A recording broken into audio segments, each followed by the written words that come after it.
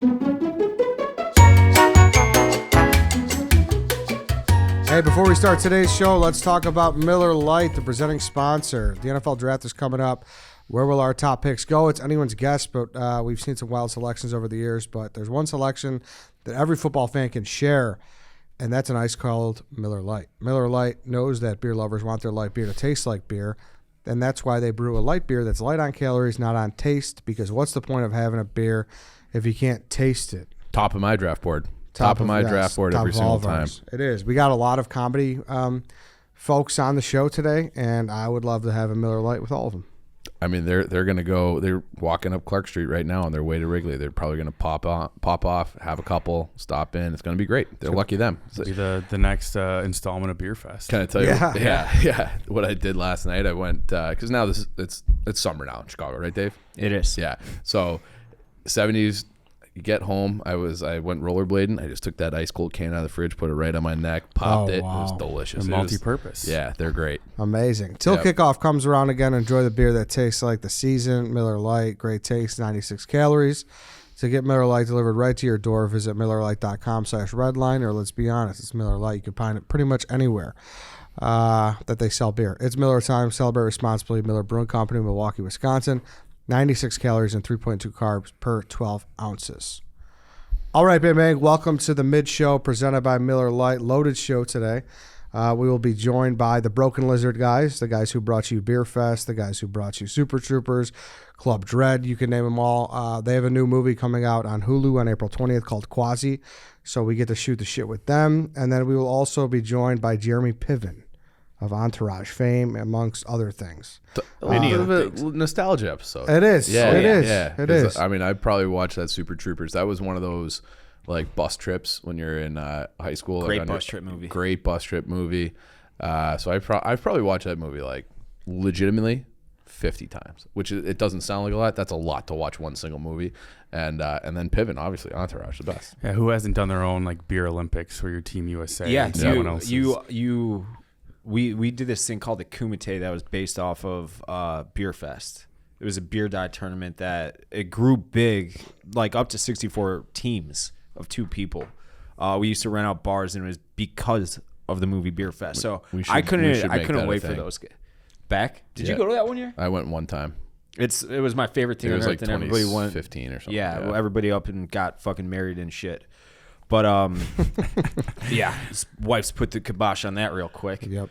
But it's a lot of fun. Just a nice little comedy episode, and then of course we'll give you guys the red line segment because there's a lot to get to with the Blackhawks being morons, the White Sox being made of glass, and of course the Bulls playing games. Bulls playing Toews' last home game, last game as a Blackhawk. Yeah, a lot to get to. We'll get to it all, but before we get to it, like I said, we're going to talk to the Broken Lizard guys. So let's just whoosh it over there, David. Whoosh.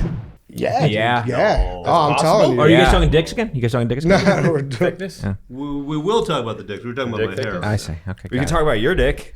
Mine's not as thick as Jay's. It's wide. No? Actually, I think it is. You think it is? You got a very wide dick. Very thick. They call me the tuna can. It's just not long. The tuna can. Yeah. Not wider than it is long. Yeah. Tuna can's bigger than the Coke can. That's bigger than Whiny Rebate. Well, it's just the tuna can's not long. It's just wide. Yeah. Oh, yeah. Like if you watch Super Troopers, you'll see. Kevin That's what I'm talking about. He doesn't have a dick. He's just got a head.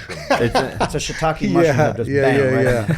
Yeah. We're rolling, right? I say we just go right into it. Why not? We're in the middle of Dick Talk. We got the Broken Lizard guys here. Welcome, Chicago. Welcome home for Jay. Thank you. Yes. You guys, I know, are on a rock band tour right now, going all over the world. How does it feel to be home for you, Jay? Well, we showed the movie last night, and the Chicago audience is totally. Say it's the best audience. The best. Well, they're not embarrassed. They're not like, oh, you can't say that. They laugh at all the right places. Mm-hmm. Yeah. Well, I saw your tour schedule. Like, are you guys still got that in you? That's a fucking grueling schedule. Yeah. This is the 8th movie we've toured on. And the studio has really figured out, they give us a screening, then they give us a party, and then we're willing to show up for the press the next day. I heard you guys really got after it hard, and you're really feeling it today. We did. Yeah. We did. That's what happens about every night. Chicago ate into us a little bit last night. Yeah. You got to when you're back home. It's the only time we beautiful hang out weather together, too. Anyway. We don't hang out otherwise. So here it is. There you go. So the movie you guys are talking about, you guys screened it yesterday, and then we're at the Barstool Bar last night. It's Quasi. Talk to me about how it was made. It's releasing We're recording this on Wednesday. It releases a week from tomorrow on Thursday. 4/20. 4/20. Okay. Oh, perfect. Was that intentional? Yes. Yes. Well, they released Super Troopers 2 on 420, and it ended up doing really well for them. And now that's our holiday, I guess. That's your Oh, guys' no holiday. shit. Just get a bunch of people stoned and sit Yeah. at home, Yeah. turn on your Yeah. TV. turn it Perfect. on. And Yeah, it's get a it's perfect pizza. getting high and watching It a is. movie. Who was the one that wanted to make the medieval film?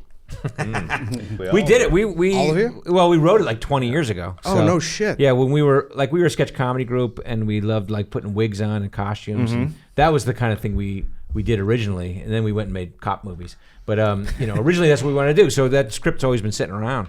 And Wow. But that was Monty Python was. I mean, we were growing up. Holy Grail and Life of Brian were were two of the comedy movies. Yeah. And so that was always, like the idea of doing a movie like that and playing multiple roles was something we always wanted to do.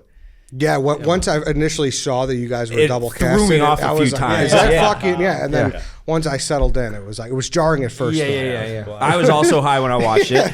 So I was expecting, a different cast member or different actor for each. Fuck is this? Like, What is going on? these guys look really fucking similar. It is. You realize like it's confusing if you're high and you just sit down and watch this movie because it's like, where am I? When am I? Wait, this guy's this guy. This guy's that guy. I mean, it's. Who is the first duplicate character in the movie? Do we know this? The first time you see. I think it was Kevin, no? I wanted to say Kevin. because you're the jester. So you show up as the jester. Okay. Yeah. I guess so. No, it's the Pope. We also loved Mel Brooks growing up. Oh, Mel Brooks is the best. yeah. He's a legend. Yeah.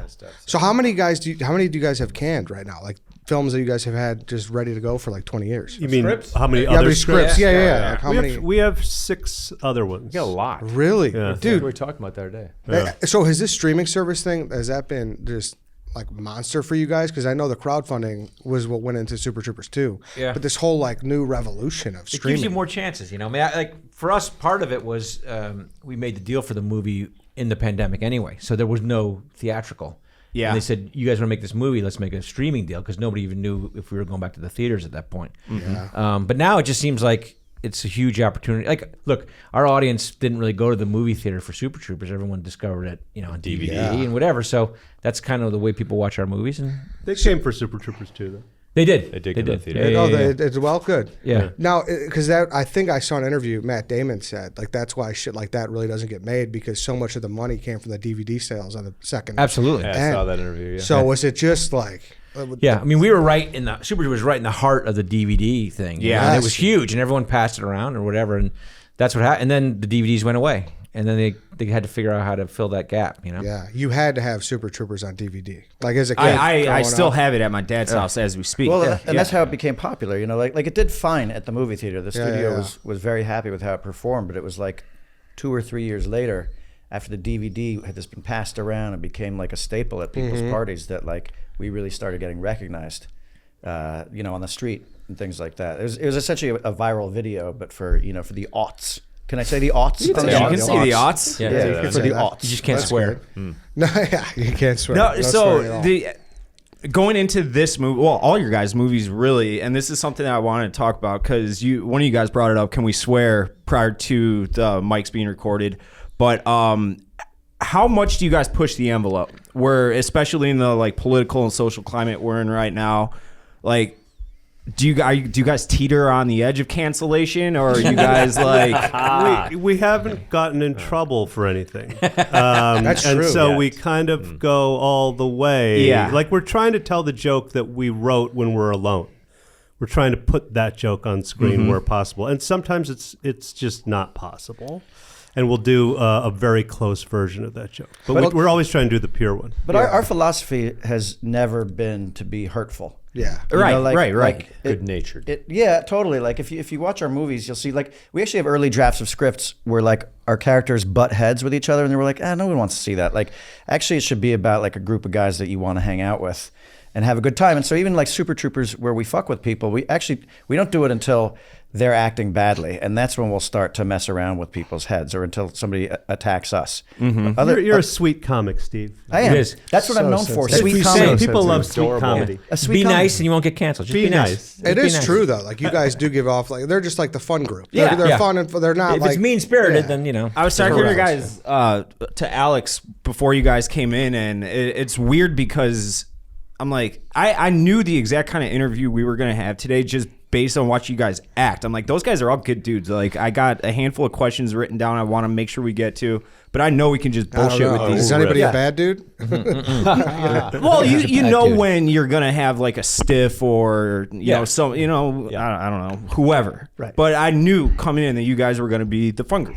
Yeah, and that's why we've been together for 30 years, and if somebody in the group was insufferable, they just wouldn't be in the group. Right, So that's true. it's- Yeah. Know how that works. There were some Hanging fires out with each other. Hey, let's take a quick break from talking to the Broken Lizard guys to talk about the Game Time app, the exclusive ticketing partner of Barstool Sports. Created by fans for fans, Game Time is a ticketing app that makes it easier than ever to score last-minute deals on tickets to sports, concerts, and shows, and they guarantee the lowest price. I mean, we've used it. We used it for opening day. The three of us, Danny, Chief, and I, we went to Wrigley. It was very simple. One tap, we walked right to Wrigley. Game Time's great for everything, but in my head, it is at its peak form for baseball because baseball is so weather contingent. And when you're in the summer and you want those last minute tickets, you look at 6 o'clock, the sun's going down, and it's like 75 degrees, and you're like, you know what? Nice night for a ball game. Just fire up Game Time. Best price is guaranteed. So It's basically like you have season tickets. It is. Anytime you want them, you just fire up Game Time. You got it. It's great. You could snag all those seats with the Game Time app that you thought you could never buy because the last minute price drops can be found there. The purchase process takes just 2 taps in 10 seconds, and once you buy your tickets, they're delivered directly to your phone. No printer needed. The app also allows you to easily share tickets with friends via text so you can get into the game seamlessly. Skip the hassle and enjoy the moment. Download the Game Time app or go to the website, enter your email, redeem code MID for $20 off your first purchase. Terms do apply. All right, let's get back to the Broken Lizard guys. Have you guys ever butted heads like real life? Like yeah. brothers. all the time, You know. Yeah, we Family, we were talking about we had we went to Boston with Super Troopers, and these two guys got into a fist fight. Videotape. After we were at a bar, Tell them few who won. drinks With each Tell other. them who won. They got in a fist fight, and I'm like pretty sure I people won. videotaping, like guys rubbing guys' faces on fences and But it shit wasn't like that. angry. It wasn't like we were fighting. Well, here's what Well, it happened. turned into that. I think Here's it what started happened. friendly, and then it went. You know. I don't know. It's I actually still incredible. Think it was like So we were in Boston, and I'm a New Yorker. He's a New Yorker. We're Yankees fans. We don't like Boston, right?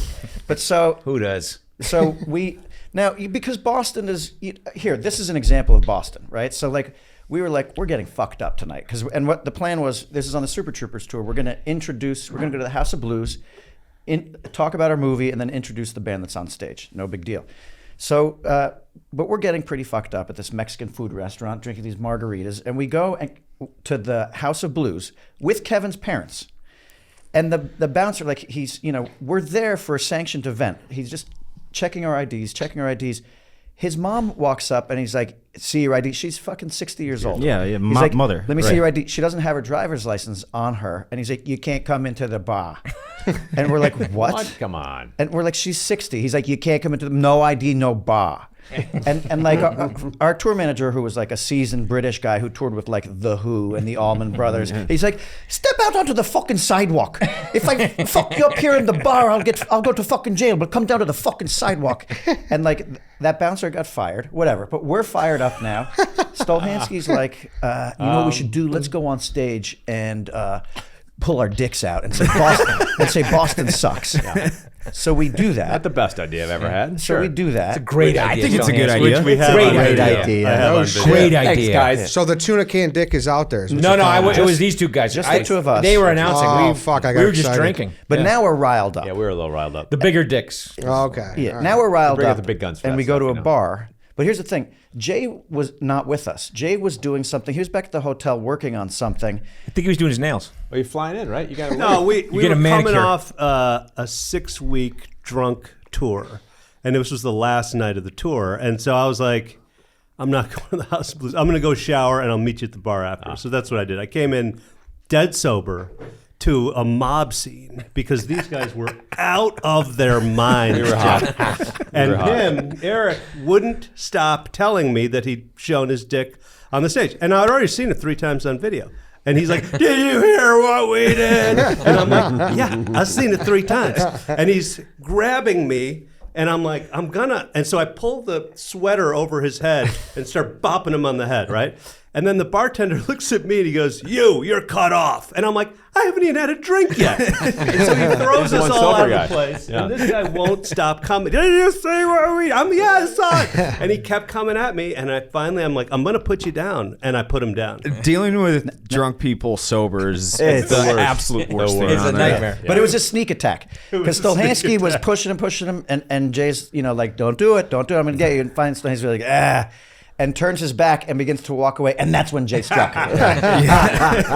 You got me as I'm walking away, and I still won. But literally, he rubbed your face on a chain link fence. You had a waffle iron on your face. I was like, you have to give up. And he goes, I'm never giving up. To be fair, I'm a huge well, Paul Newman fan, and in Cool Hand Luke, he doesn't give up. He doesn't give up. I was like, you're on television tomorrow, and I'm going to rub your fucking nose into the fucking fence unless you give up. And he goes, I'm not giving up. And I'm like, all right, motherfucker. Well, and then Newman doesn't give up. I'm not giving up. Yeah, so his face is pressed into the area where the chain link fence meets the sidewalk, and finally he's like, fine, he's gonna give, and Jay's like, okay, I'm releasing you, and Jay releases him, and Stolhansky comes at him from the ground again, and Jay puts his face back down in the same spot. Now people are driving by, and we're like it's okay. They're friends. Keep driving. We're workshopping a bit. No, we're fine. Yeah, but so we had it from 2 different angles on video, which we have of him kicking his ass hard. So sometimes we get into fights. So you guys, wrong answer. You should kick the. You should fight the Happy Madison guys. That'd be like Celebrity Deathmatch. You guys remember Celebrity good. Deathmatch? That'd be an awesome one. That should be a movie. There should be like a movie with the 2 crews. And you guys should, Alan like, Covert and all those guys. Have you guys ever ran in the guy with the or you guys got beef? Yeah, Lochran, John Lochran. No, we know No. Sandler. The We know all those guys. Yeah. Those guys are Sandler's great. the nicest guy on earth. Yeah, Sandler's great. Yeah, Dante. we after we made Club Dread, or which kind of tanked. I like Club Dread. It was great. We love it, but it didn't do well. It opened up against the Passion of the Christ. Oh yeah, And the Lord fucking smote everything. But Sandler was a fan of Super Troopers. He called me up. Yeah. And they're like, I have Adam Sandler for you. And I'm like, yeah, right. Yeah. And I know it's Lemmy. He goes, yeah, I saw your movie Club Dread. I got a popcorn, and it was really good. I mean, I wouldn't worry about all the reviews. And I'm like, this is Lemmy. I mean, I'm like, it's got to be Lemmy. And then eventually I realized it was him. That's if awesome. you ever need any help, give me a call. And so he came on. We originally developed Beerfest with him. Oh no! And, I did not know that. And for a while, he was the producer on Beerfest. We did with this company, and then we moved over to a different studio. But he's the guy who was like, "Come on, let's make something," and he got Beerfest up and running for us. No shit, that's awesome. So Great guy. That's Adam great guy. Sandler, huh? Do you It's all guys? coming together. Do you guys? Some people I know they take offense to when they're called by their character in real life. Does that bother you guys? No. At all? You're not Because we far wrote off. it. I mean, we wrote it. You know, what I mean, Yeah, it's yeah, like yeah. it's not like we were just casting the part. We're We just wrote it. grateful they still let us do this. Yeah, I yeah. mean, we don't take offense at anything. Yeah, because that's a thing. Like I'm sure you guys know people Oh, all the time. in Yeah. Hollywood who we actually have someone coming. Well, never mind. Yeah. But Well, I think it's weird. I do think it's weird when we do a stand-up comedy show, and they introduce you like, oh, Steve Lemmy, and you come out there and you do your whole routine, and then afterwards, like, hey Mac. I'm like, you do know my name is Steve. That's the only time I think it's weird, but I don't get mad about it. yeah. Sounds Kevin, like what? sounds like you do get a little bit. Maybe a little. Yeah, he gets angry. Kevin, what quote do you get the most that people? come up I to get with? chicken fucker all the time. I get liter cola all the time. Yeah. And it's fine. Like people ask us, does that make you mad? But we wrote the lines. The fact that people remember them and it's flattering. 20-something years later, yeah. I mean, We were sitting at a baseball game, and you'll be walking by, and people start yelling, "Hey, chicken fucker!" Yeah, That's kind of amazing. yeah. But like when we did the our crowdfunding thing for Super Troopers 2 years ago, and one of the things rewards that we offered is that if you donate money, you get a video of me calling you chicken fucker, and we had 1,200 people who got that reward. I sat for 3 days. And I made 1,200 videos calling everyone and their brother a chicken fucker. Hey, Jim, you're a chicken fucker. Hey, Paul, you're a chicken fucker. And it just went on forever and ever. And we were there for moral support on like the first day. By day 2, nobody showed up to help. See, It's ridiculous. See, we did a 2000s comedy movie draft. What do you think? gotta explain in your that a little opinion? more. Well, you know what a draft is. Like, Yeah, it's yeah, like, yeah, the brackets. We drafted like movies though. We did 2000s comedies movie and Super Troopers. Well, I was going to ask what went number 1. Where did I think Super Troopers went? But you see it there right it is. there. How do we do it? wait. So it went number 16. Okay. All right. Respect. You're up with Yeah, some yeah. fucking. Nice. Like Some heavy hitters. What do Yeah, you see heavy on that hitters. list? That like super bad. I love Step Brothers. I Yeah. love that Oh, fucking love movie. Step Brothers. Yeah. I mean, The Hangover's great. Borat. I mean, Wedding it's a great Crashers. list. I think Jackass 1 to me, like I laughed so Oh my hard God, I during laughed so It's a Jackass hard 1. movie. Anything look out of the ordinary on there though? Let's see. I love It's the one on the Zoolander. bottom left. The bottom left, that is I Love You Man.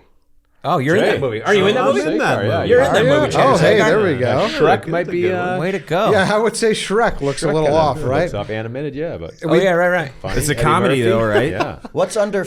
Oh, is that Forgetting Sarah Marshall under Virgin? Yes. Was it Team America in? It did not get didn't make drafted. it? You think that's a snub? huh? Oh, yeah, I think it's a snub. No, like I think that's Caddyshack top or 10. That's Well, it's only another 2000s. 2000s. Is that was that Oh, 2000? I think gotcha. that was Okay. 2000. Yeah, that was 2000s, 2000. Uh-huh. I think that's a snub. I You would guys take should that. do something with Matt and Trey. That'd be a home Oh run yeah, too. God, We they're so great. when we first arrived in LA, Steve and I, a friend of it was basically George Clooney's assistant, and we were told to look her up when we got to town by a friend of ours named Duff, who was an MTV VJ. Name drop. And so we get there, and on the first night, we're rolling into LA to move into LA, and Amy calls us and says we're going to a party, and we've never met her. So she drives us up to this house, and it was Trey Parker's house. And he walks out with a salad bowl full of ecstasy, and we all took it, and we're like, we kind of like LA. Yeah. Yeah, Weird Al was at that party. Weird Al was there. Met Weird Al. And then I met 2 porn stars, but I didn't know they were porn stars. And we were at the fridge Liar. getting beers, and I was like, "Are you actresses?" And they looked at each other like, "Yeah, we're actresses." I Yeah, was like, "Oh, are really?" we actresses? Yeah. Yeah. I That's was great. naive. I remember it was like 6 in the morning, and the sun was coming up, and he was standing at the edge of a pool watching like a nude woman swim in the pool. And I stood next to him, and he goes, LA's pretty good. You guys got to have stories on stories But on you've stories. never been to another this party kind of like that stuff. again. Do you guys still live out there, everyone? Yeah. Oh, nice. There you Yeah. go. So that was like your welcome to Hollywood moment kind of thing. Yeah, it was, That's yeah, great. It was good. No, that's great. We're getting the call to the pen right now. Jay, you got to throw out the first pitch of the Cubs game in a few Yeah, baby. moments. Yeah, baby. You said you're not nervous. I'm not nervous. Have you at all. have thrown out the first pitch or you haven't? I have thrown out the first pitch a couple of times, 3 times, but At Wrigley? At Wrigley, At Wrigley? I think I have. I think I have. In fact, Have you yeah. ever gotten know. the Shelby ball? says have, no. you, have you gotten the ball to the catcher ever? The last time I threw it a little high and outside. My strategy is stand on the mound and throw it as hard as you can and see what happens. I was going to tell you to do that, so I He did tried it that last last year, and No, he- I didn't it was- try that. I lobbed it, and I started thinking. I got the yips, and I yoinked it a little bit. I'm going to hurl it. Yeah, Knobloch. see You that's right that there? picture With the that. Chuck Knobloch? All right. That's that I white know. Yes, I knoblocked it. That's That's exactly your what I pitch. did. My that's your pitch. my dream is that they're like, wait a minute. What are you doing later today? We might need you. Put me in the Yeah. bullpen. Stick around, Put him- kids. You got the Stick outfit around. on. Which happens in Chicago. You remember that goalie that got called in? Yeah. I was Right. at that game. And we That got was Rookie at of the that Year. game. Rookie of the year. Yeah, exactly. So yeah, this is at White Sox Park. Wait, this is you? Yes, this is him. He threw it out of the White Sox Park. And that last year. pitcher, Shit. it's one of the Sox pitchers who was the catcher, and he's 6'7" That's tall. all right. No, it's better to overthrow than underthrow. That's what I said. I just didn't want to. I didn't want to skip it like Early a Sally. release, yeah. Totally. But Jay, we got to get you out of here. Good Yeah. luck with your Okay. first pitch. Thank you We'll very we'll much. have it on TV. Maybe we'll show it on TV. I don't know if be you fun. show the first Jay, pitch. good luck, but thanks man. for coming in. Jay, good luck, buddy. We'll Throw be a strike, watching. pal. Thank you, Jay, for Don't coming bounce in. it, Jay. Are these guys staying? Yeah, well, I think for everyone's like gotta 2 go. minutes, Yeah, and we'll okay. wrap great. up. Well, you got something else? Good luck out there, Chandler. Yeah, so let's just, before we wrap up, let's give the final pitch on, it releases a week from today on Thursday the 20th, April 20th, 420. 420. On Hulu, so you don't have to get off the couch even. Nope. I know. Everybody's got Hulu. Nice. Yeah. Steal your friend's password, smoke a J, and Get a pizza. get a pizza and watch it. I watched it last night. Very funny. Good. Right. It's straight Broken Lizard entertainment, Very Broken and if that's up your alley, you'll love the movie. So How did that name come about? Broken Lizard. I know. Jay just left. Talk to the Yeah, dick no. who just walked up the No, door. we sat around for many days, coming up with a bunch of names, and then we settled on what? Chocolate Speedo? Speedo? Yeah. And then he went to go make the poster, and he just made up his own name, Broken was- Lizard. And No he shit. says it's because of his love for Monty Python. I don't know if that's true or not, Nod. but he did that. And he came back and get the poster and said, "What the fuck? What is this? Broken Lizard? I don't know what that is." And now That's we're stuck with awesome. it. Here we are, 30 years, 20 years later. Hey, I think it did the trick, right? It worked. he did all right. He did all right. He did all Yeah. right. Yes. Well, Paul, Eric, Steve, Kevin, we appreciate you guys Thank you so stopping much. in. Yeah, Thank you. Thanks, guys. Yeah. Next time you guys are in town, Yeah. we'll do it. We'll do a little more long form. Yeah. Really get We'll into do the it nuts right. and bolts because Yeah. Do Do it right, I guys. know you guys have Do it just right. a mountain a lot of treasure stories. chest of There's a lot of stories A lot of that. good stories. Oh yeah. Go check them out. Quasi, April 20th, Hulu. Thanks, guys. Boom. Thanks for you. having us, yeah. All right. Thanks to the Broken Lizard guys. Dave, that was fun. I had fun talking to those guys. I wish it was longer, but hopefully know. in the future. Yeah. Well, so Sorry, you guys. I mean, I would have loved to have you guys on there too, but it was just it was a crowded room. Yeah. yeah, because the people. it couldn't was see. it was a crowded room. It looked like Um, the Last Supper lineup. It was- it I didn't want basically to. I would was. never reduce myself to being at the baby table, so I decided to just opt out. I feel like we can't just not address that I'm at the big boy table, but just due to like a technicality. Like there's petitions out there to get me at this table. Yeah. Danny, when you were like, you told him to sit down. It was like when your dog, like if you have like rules about what furniture you're on, you try to call him up, and you're like, "Whoa, serious?" Oh, like he's like he knows he's not Yeah. supposed to, but you're telling him the wrong. I'm you a know. baby. I'm a dog. Yeah, There's a lot of things going Yeah. on. Yeah, it was just kind of the baby table like needed a new leg or something. So that's why this is just an exception. Don't get comfortable. And how about White Sox Dave negotiating himself into their next movie I too? don't even know if Eddie knows what I'm talking about right now. I brought it up briefly. We After just had a 10-minute conversation about Dude, it. what is Chief did. wrong with you? That he was standing right there. I literally said the movie it was, and you're like, "Oh, they said it on." a lot going on today. I wonder how many important conversations you miss sometimes. Everybody What's it does like on Planet WSD? Like, I'm seriously wonder. Everybody does that. You know what? I can't wait the next time you do that. I do it. I get road. Get the potatoes out of here. You fucking come Yeah, at me exactly. with a sword that's fucking made of Valerian steel. Remember we said he Are could have you been done? Quasimodo? Yeah, we said I made you the quasi impression. A yeah, but thespian? that It was a whole It was like thing. 5 that minutes was ago. a whole different conversation from the original meat of what I was talking about. Because, like, I was like, yeah, I kind of forced myself into being an extra in their next movie, which is going to be Super Troopers 3. They're halfway done writing it right now, they said. But I'm so our bathroom situation, as we've documented many times, you need a key to get into it. So instead of verbally telling them how to do it, I just show them, because then they can't figure it out. Nobody can figure out how to use a lock. So I'm back there by the water cooler with them, and I'm like, I wanted to bring this up in the interview, but I want a spot as an extra on The next movie. the next movie. And he's like, so you're saying these pretzels make you thirsty? I'm like, I'm a Seinfeld fan. You don't even know what that line means, I'm sure. Dave, you don't have to watch Seinfeld to know what that means. Okay. You Well, truly don't. okay. I think we made a shirt with that on.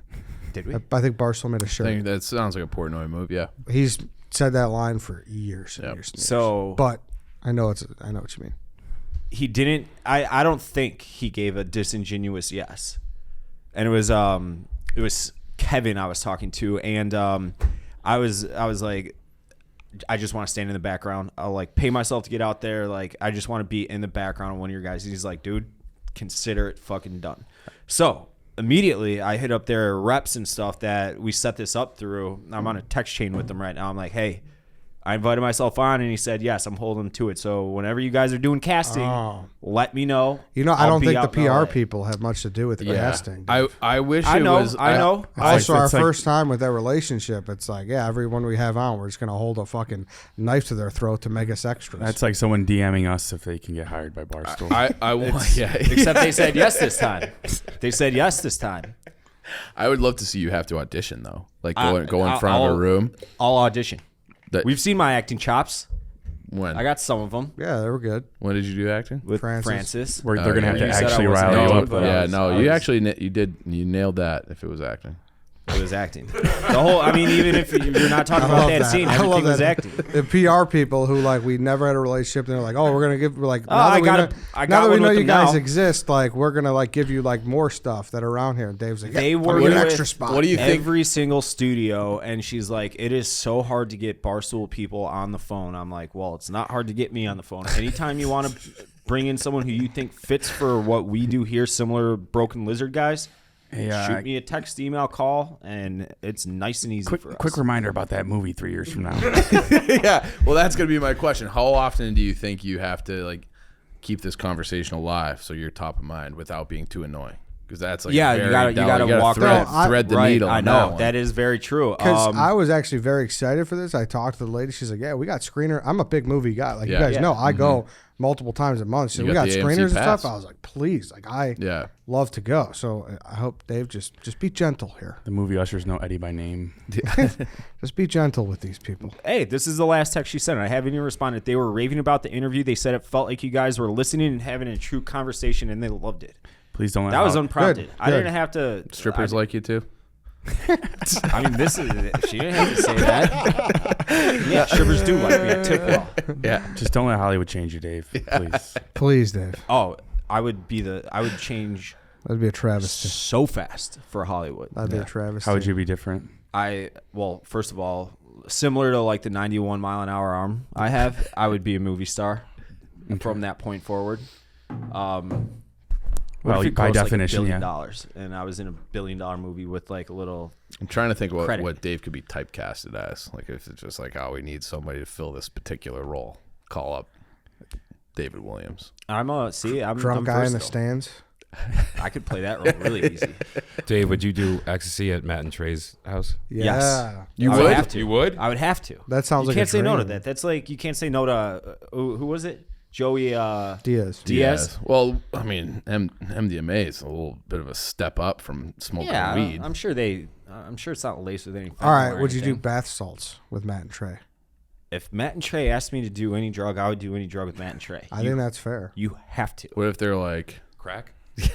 Oh, that's easy. The only one I'd be a little hesitant about is heroin because I don't like needles, but you can always smoke heroin. You know? You're a very accommodating man, Dave. I would ask first, be like, hey man, like not a fan of needles really. Like, can you make sure, can you stick it and just, I'll look this way like I'm getting blood drawn? We'll figure it out. I can roll with punches. A lot of things. Maybe it'll be a Dude, drug Sox Dave. Like that guy that tried to get hooked on drugs and then got hooked on drugs. Yeah, it's a crazy story. Mission accomplished. Yeah. You could be the pop tester, Dave, because that's what we want to talk a little bit about before we get to Jeremy Piven, the challenge this week. Because you said, was it on this show? Was it on Dog Walk? I forget where it was. I think it was on Snake Draft. Was it? You said that you would be able to identify 3 different colas. Funny. Just I got Favre on my mind. Pepsi, Coke. Oh, man, I didn't even think to weave that into the story-line with the interview. Yeah, I know. Yeah.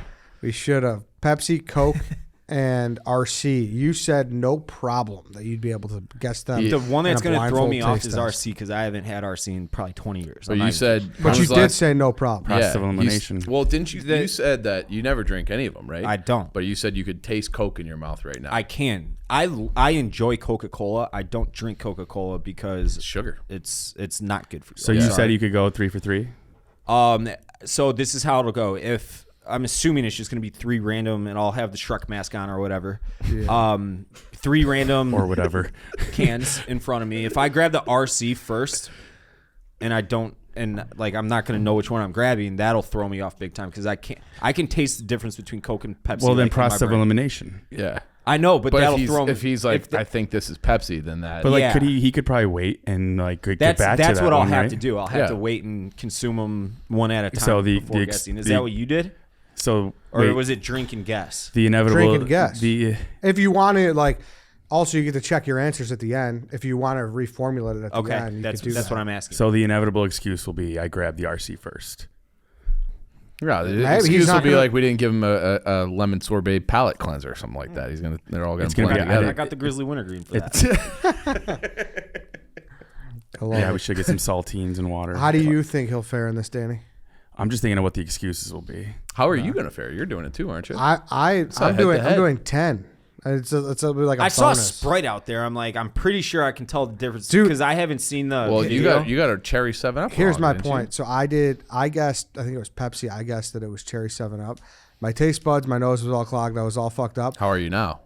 I'm better. Free and clear. I'm like 90%. Okay. So like no, All right. no. Also, this When was is the last time you were 100% ever? Yeah, I'm never 8th 100%. grade. Yeah, exactly. No, I would Since you say got fifth. since you got the yips in Yes, basketball. yes. Yeah. Before I drank Bacardi Limon in 6th grade. That's On a New major Year's turning Eve. point. Mine was Bacardi Green Apple or whatever it is, and I'll never touch another fucking Green Apple product again. Can't do it. I can't even a Green Apple Jolly Rancher. So we'll see. Ugh. I think I could do. I said initially I could do 80%. I don't think I could do 80%. Out It's of 10? hard. It's hard. Here's the thing, though. Blindfolded, doesn't that throw off like the rest of your senses? No. I'm pretty sure that is a thing. Dude, there might be something to that. No. Yeah, you're trying to sound all fucking No smart. way. And you looked at Ed, and then he agreed. No, I don't agree with him. I don't agree I'm with talking him. about Ed agreed with me a little bit. I don't agree with either one of you. If you are blind, your hearing's better. Oh, yeah, it enhances things. Yeah, no. that's exactly what I just So said. it doesn't Hanging. throw you off. He's committed. You said throw you off. I no other Oh, senses. no. Yeah, but it would make it better. I didn't mean. Did I? Is Poor that Eddie's the word I arm's getting used? tired. There we go. Is that the phrase I used? Yeah, you throw did. off. I don't Yeah. know why. Maybe I was watching the Sox game or something. I meant enhance. All right, opposite. hey, then Dave, then I would agree with Okay. you. Okay, we're on the same page Chief, now. you should have known he meant the opposite of what he said. At this point. Why did he agree with me then? Why you think Because he's looking for you an think built-in excuse. You think blindfold enhances your other senses? If you are blind, I don't think like a temporary blindfold does anything. Dude. But if you were blind for like an extended period of time, then yes, they say that your other senses are enhanced. Yeah, it like rebalances out by giving your other senses. So there's I'll tell you, excuse number 3. So it ain't far. easy being blind. Yeah, that's what they say. I would imagine, yeah. Putting that Sights. fucking blindfold on, dude. I'm gonna know. Well, you guys don't need the blindfold for the colas. Well, for mine, I will, and for theatrics. Why? They all look the same. For theatrics, and fine. for mine, there's like Fanta, there's Sprite, Right. so I will be able to look at it. I think I'll be happy with 60%. What do you think you would get out of the 3 colas? I don't know, dude. It's not as All right, easy no, as you can we think. do this? I don't think it is easy. I'm Can we willing. do this? I'm You willing- said, I wanna do it. you said your buddy did it. My roommate, weirdly enough, did this the other night, and it was Coke, Pepsi, Cherry Coke, Cherry Pepsi, 0 for 4. Oh, Over 4. Yeah, I had my buddy do it too. One went 0 for 3, one went 3 for 3. I don't think anyone's ever blindly taste tested RC. I'll say that. That will RC. be a hard So one. you also are in agreement with me. Respect to RC. Yes, but if you're doing just 3, you could save RC for last. You know what Coke is, you got it. You know what I don't- Pepsi is, you got it. But I'm not looking. I'm blindfolded. How am I supposed to save? I never any for said you were last? looking. But I'm saying if you taste it and you're like, I don't know about this one. No, okay, And you do know about that's, Coke. That's what I'm Yeah, gonna yeah. do. yeah.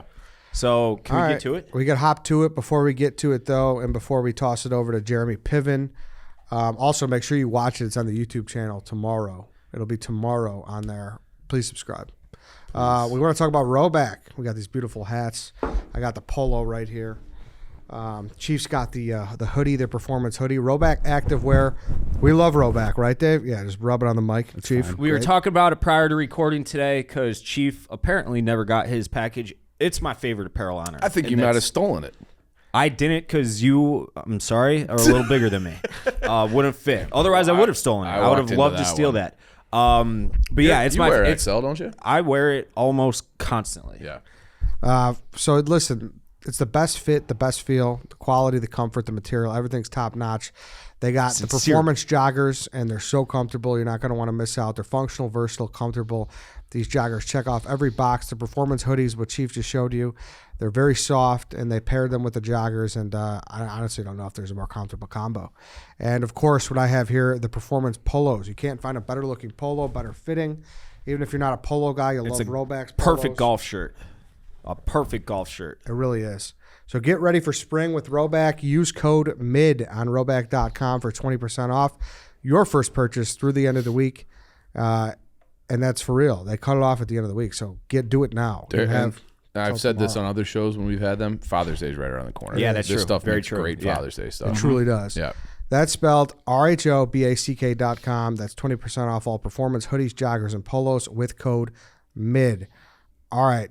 We're going to get to Jeremy Piven. Then we'll do the red line segment. We'll talk some sports. So, Dave, can you please wish us to Jeremy Piven? Whoosh. All right. So now we are in the interview portion of the show. We are joined by actor, local Chicago man, Jeremy Piven. Jeremy, thanks for doing this, man. How are you? I'm great, man. How are you? Good. We're doing good. So you got Sweetwater coming out April 14th. You play Knicks coach Joe Lapchick. How'd you like playing a coach? And who, in your mind, who's your favorite TV or movie coach, fictional or non-fictional? Favorite coach is probably our guy, Phil Jackson, Okay. because of all the championships, obviously, with the Bulls. And I grew up on the mean streets of Chicago, went to the Piven Theater, then performed in Second City. I'm just going to talk about myself until you hang up on me, Eddie. How about that? That's fine. So basically, being a Chicago guy, having Phil contribute the way he did, and being able to grow up and watch Michael Jordan play live, and then be pulled out to LA to be lucky enough to work as an actor, and then watching Phil go over there and coach the Lakers was, I mean, for me, it was just genius. And I got to sit with Phil one time. We were doing some charity because we have huge hearts. I digress. And I said to Phil, this is a true story. I said, like, what was the beef? What was going on between Shaq and Kobe? What was happening? Because we're on the outside looking in, going, these guys are living the dream. They're the most elite athletes of all time. What's happening? And he said to me, it's difficult because Kobe's work ethic was literally like no other. And he would grind in practice every single moment. It was always game time situations. Shaq is 7'2", 346 pounds. And, he has to, do a bit of load management, if you will. You know what I mean? So they had different ideologies about practice, hence the friction. Yeah, no, that's a good answer, I think. And I, we want to get into kind of, a bunch of your career here, but in my eyes, we're the Chicago guys. We cover Chicago for Barstool. Jeremy, I think the peak of your career, in my mind, had to be those Blackhawks commercials. Oh, I love that. So, thank you, brother. So I peaked before Entourage in Chicago as a stage actor, making $50 a week. That's when I peaked. Fair enough, brother. I feel you. Still warms my heart when I see him, though. I'm a I bigger think you fan took of some these. mushrooms and you're peaking right now, Eddie. Let's be honest. No, I honestly, I do love that Detroit Sucks commercial is an all timer. We used to post on the blog. I got it at least a couple times a year. I genuinely do love that commercial. Listen, for me, to be honest with you, that you hit something there, because I may have peaked. Being a stage actor from Chicago, and I was working at the time filming a TV series in Chicago, and then was asked to do a Blackhawks commercial. So for me, it was like it didn't get any better, So that was an honor. By the way, I would love to do those again. That would be really fun because we love our Blackhawks, obviously, our Bulls and our Bears. I'm not just saying this, those are my teams. Once you grow up, and loving and having a connection to those teams, it never leaves you. Is it hard to follow it out in LA, or do you have like a group of Chicago guys get together on Sundays? You're always looking for a bar to watch the Bears game. There's a place called JP's and whatnot, and you're always finding different spots. Yeah, it's a different culture out there. I think they're a lot more used to winning. The Lakers have so many banners up there. But you got guys like LeBron. I don't know if you guys saw Everett, who plays Sweetwater. Watch this transition, guys. In the new movie Sweetwater that's out April 14th, he and I went to the All-Star game, and we had a moment with LeBron during the game. I don't know if you guys saw this, but it was just a miracle. They sat us next to Vanessa Bryant, who is, I mean, what an angel this woman is with her beautiful children. And it was like, I was lucky enough to know Kobe, and so even just they just felt like just royalty. And in the middle of the game, he went over to say hello to Vanessa, and I hadn't seen LeBron since he did Entourage, That's right. 20 years ago when he was a child and I was, an older child. And we just had an incredible moment. And he's what the Jews call a mensch. He's a decent person, really, really cool. And you got to give it up to that guy, no matter what. I mean, he's 20 years into the league, still ripping the rim down. Give me a break. As a fellow follically challenged gentleman, when people say, the greatest comeback of LeBron wasn't on the court, it's his hairline, I take that personally because, we can't help the fact that, we come from a long line of very virile men. Don't get me started, guys. I'm just an angry bald man. I gotta say, your hair might have peaked because I'm pulling up like the first image I saw of you in my life was you trying to play George Costanza. That's what I was gonna say. So That's when that was my introduction to Jeremy Piven. Yeah. And it was like you're so handsome now with the hair flowing, and then you were gonna. It's incredible to me. I've never been with a man, but I will switch teams, sir. This is groundbreaking stuff. Thank you, my man. When I'm in a visual medium, and when all the roles that are coming to you are, for bald men, you're just going like, but I identify as a man with a great deal of hair who's taller. I don't understand why they don't get me, But yeah, the George Costanza thing, I don't know if you guys know this. I was doing the Larry Sanders Show, my first real job out of college, and my only plan was to stay on the stage in Chicago until they pulled me out, because I just knew that if I hit the ground running in LA looking for a job, I would get lost. So they pulled me out with this brilliant TV series. I'm a regular with Gary Shandling on the show, and I run into Mark Hirschfeld, who's casting Seinfeld, and he looks at me and he says, "Will you audition for Seinfeld?" I didn't even have a TV. I had never seen Seinfeld when I auditioned and got the role. So, it was just sacrilegious, the whole situation. But yeah, I mean, I ran into Jerry Seinfeld, and he still thinks it's a miracle that I kind of play. I can't believe you played George, and but yeah, I mean, they were the good news is they were the Beatles, and I didn't even know it. They were just like really cool people that I got to hang with, and had a great time. And yeah, that people to this day are like, you didn't play George Costanza. It was a blast. Fast forward 20 years, there was a lot of actors that had just small roles in the early seasons of Seinfeld that grew into very respected actors and actresses on not just their own separate projects, but with Entourage. Did you guys run it back with behind the scenes at all and shoot the shit about how you guys kind of started with Seinfeld? Or I'm sure you ran into Larry David all the time running around Hollywood and probably still do. What's that like? I wish I ran into Larry David more. I'm not going to lie to you. He's just a flat out genius. Oh yeah. And I would love to work with him.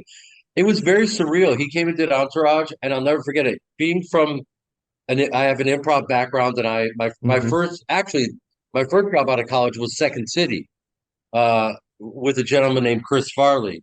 You guys, it's before your time, but that's how old I am. And God rest his beautiful wild soul.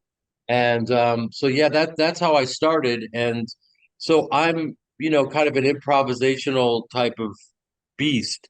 And so the greatest moment professionally, creatively I've had was mixing it up with Larry David, because with Entourage, I would have these, 4-page monologues, and it was like for the Jews out there, it was like my Haftorah portion. You get every single word, everything. It has to be letter perfect, and then you make it feel improvisational, and that's our job. It's my honor. With Larry David, not only no dialogue, but I said to him right before we were about to do our take, you get one take.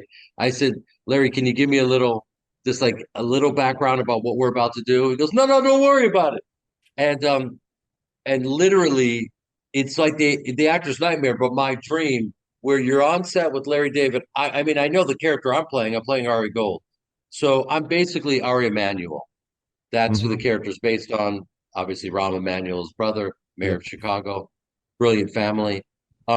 So I'm Larry David's agent is Ari Emanuel.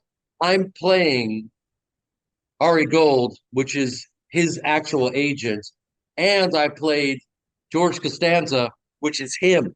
Right. It's I like mean, Inception. if you could do the math on that, it's pretty surreal. So all the worlds came together, and then he just launched into the scene, and they just yell action. We know we have to hit these marks, and it was living the dream.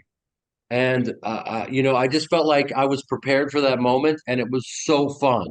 I mean, I would love to do a show like he's doing, where it's just improvised. That would be the dream. Hey, let's take a break from Jeremy Piven. Let's talk about Chicagoland Chevy dealers.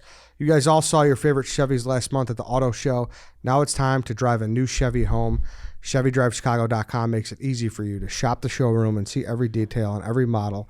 You can also build and price your dream ride and find your local dealer with a simple click. Dave, what model did you have your eye on? I'm gonna go with my next purchase. I'm gonna go with the Malibu.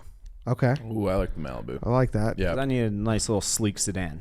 There we go. Some durable side mirrors. There we That's go. a good choice. Durable side. And if a side mirror gets knocked off, you can go to a Chevy dealership to get it That fixed. is very true. Because they're there, they're reliable, and it's a good place to go. The Trax, the Silverado, the Blazer, the Equinox, the Traverse, they got them all.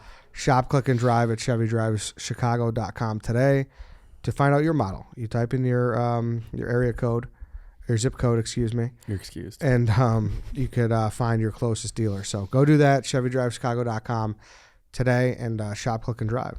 Head out with a new Chevy. All right, let's get back to Jeremy Piven.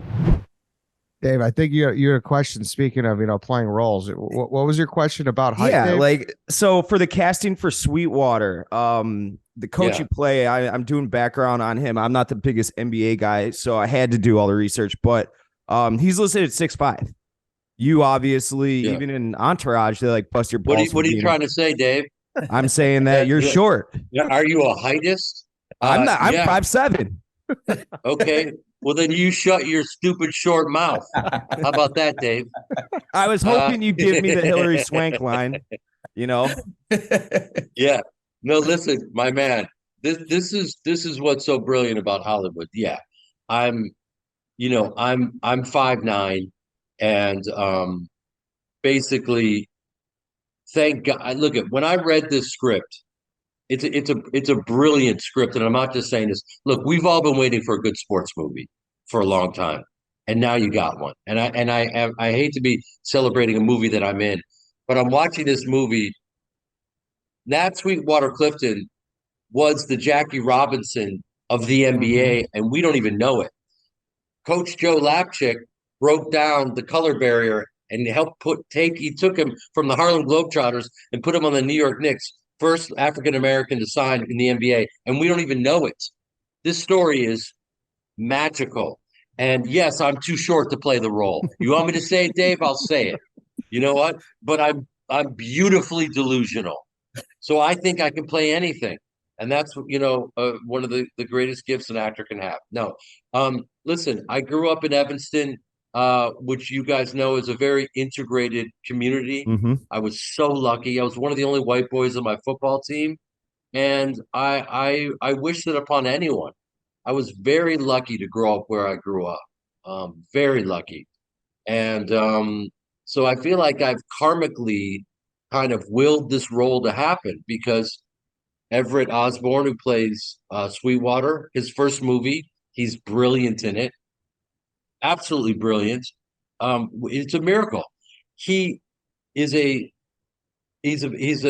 professional basketball player that was playing overseas. So every shot in that movie, he's sinking every 3-pointer, hook shot, drive, ripping the rim down. and then he comes off court and is nailing every single scene. I don't know of another actor in the history of cinema that can carry a film pitch perfectly and then do all of his own stunts and basketball. And like, talk about an elite level athlete. He just broke the record at the All-Star game. He scored 23 points in the celebrity game. And by the way, should have had 40, but they were doing some strange things to him, because once they saw, this guy has got serious game. Suddenly Carlos Boozer, they start putting pro players on him. But he broke the record, and the kid, I sound like an old man. Everett's amazing in this movie, and I would like to circle back and do another interview with you guys afterwards, because this movie is something special. Yeah, no, I'm excited for it. I saw the trailer when I saw Creed 3, and you're right. Like, especially a good sports basketball movie, right? Yes. I feel like that's really been hard to, Hoosiers, obviously, and there's a couple that good movie's ones, but 50 years old. yeah, exactly. It's been a while, so I'm excited for it. It looks really good, like you said, with the Globetrotters and the first Black NBA player. So, it's going to be good. I think so. And if you're into, we haven't had a good sports movie in a while. This one is Kevin Pollak, from The Marvelous Mrs. Maisel and everything else, and he's a stand-up comic. Carrie Elways, who's a genius. Richard Dreyfuss. And it's also funny, and it's heartbreaking, and it's dramatic. All the basketball sequences are real. You asked me how I like playing a coach. Like, this is like one of the best roles of my life. Like, I feel like I was born to play this role. Like, I immediately just rolled up, my plays and just started just like, everything's in real time. It was just like, it worked. It was like a miracle. I love playing the role. All these guys were crushing the basketball sequences, so they have everything on dollies moving back and forth, and everyone hit their stuff. And it was almost like doing a play where just like everything worked, everything came together really nicely. It sounds like you really got lost in the role too, which like it in a way is probably like it goes beyond acting at that point. Like, you're not acting, you're just out there coaching a basketball team, which I think makes a movie better when an actor can get lost in a role like that. Like the way you described it right there, how you're white knuckling the clipboard or, rolled up newspaper or whatever, ready to freak out at someone for, missing a shot or not boxing out enough or something. Yeah, it was one of those cases where people, for instance, people are always very curious. How much are you really like Ari Gold? In other words, how much of an asshole are you? Yeah, that's and the reality is, I think of all the roles I've played, Coach Lapchick is the closest to me for sure, just because he was hell bent on change and breaking that color barrier and was wildly passionate about it. In 1950, imagine an all white league, a bunch of white boys in Chuck Taylors. You know what I mean? It was pretty surreal. And this guy came in and changed the game. And you can call it a white savior movie if you want. I think that would do it a disservice, because the reality is this actually happened. So let's forget about color and just know that this happened. We all need to help each other. This is a part of our history, which is beautiful. But the movie is like, I've never been to a screening where people are standing up and clapping and getting emotional. I was getting emotional at my own movie. That's what a little bitch I am. I'm just really proud to be a part of it. And I was born to be a coach because I'm such a crazy sports fan that I feel like, it's funny now that I think about it. I remember Ari Gold being courtside for the Lakers games in Entourage. And that was kind of the birth of it, because I guess when you guys can maybe relate to this, I think we're all kind of frustrated athletes when it comes down to it. We want to be in there. We want to be in the game. And so for me, I'm a student of the game.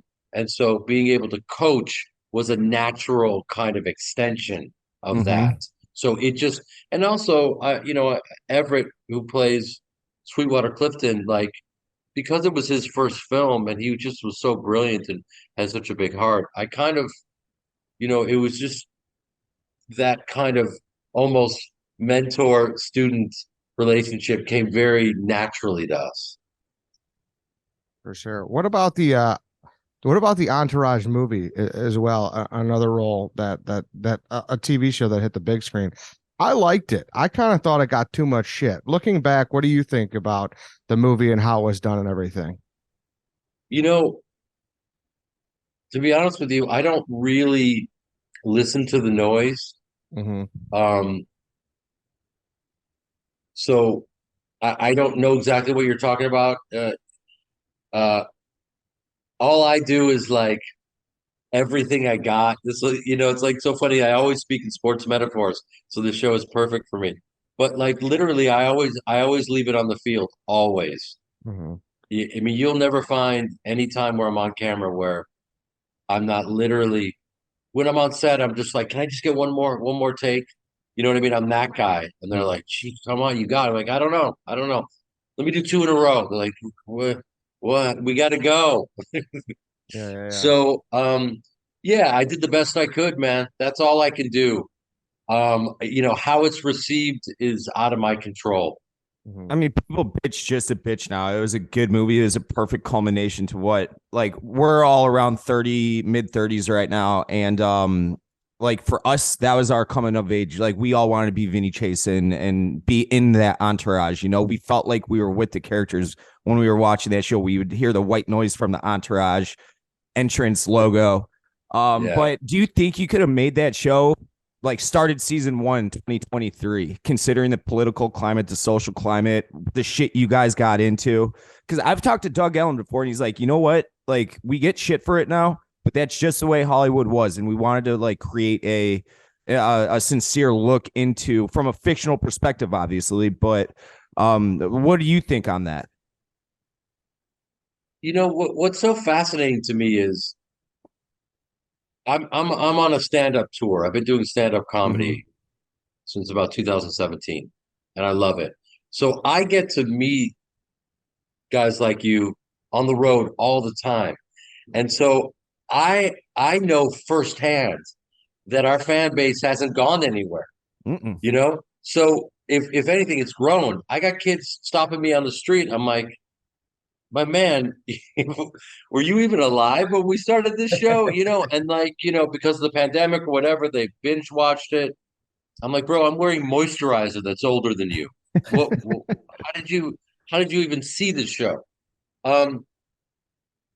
So I know that we have, if we were to reboot this show or do a movie or whatever, no one's gone anywhere. Yeah. And we're living. I understand.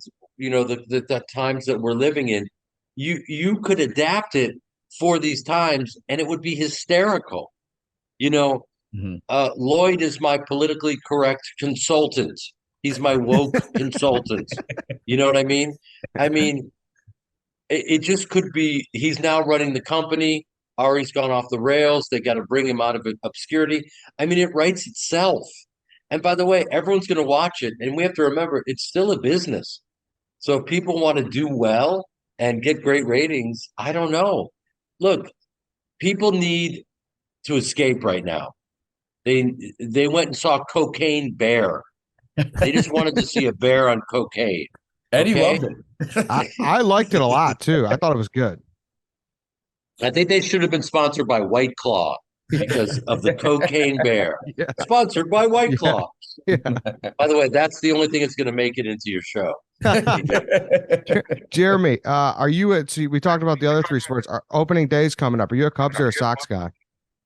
I mean, Cubs because I'm a North Sider. Yeah.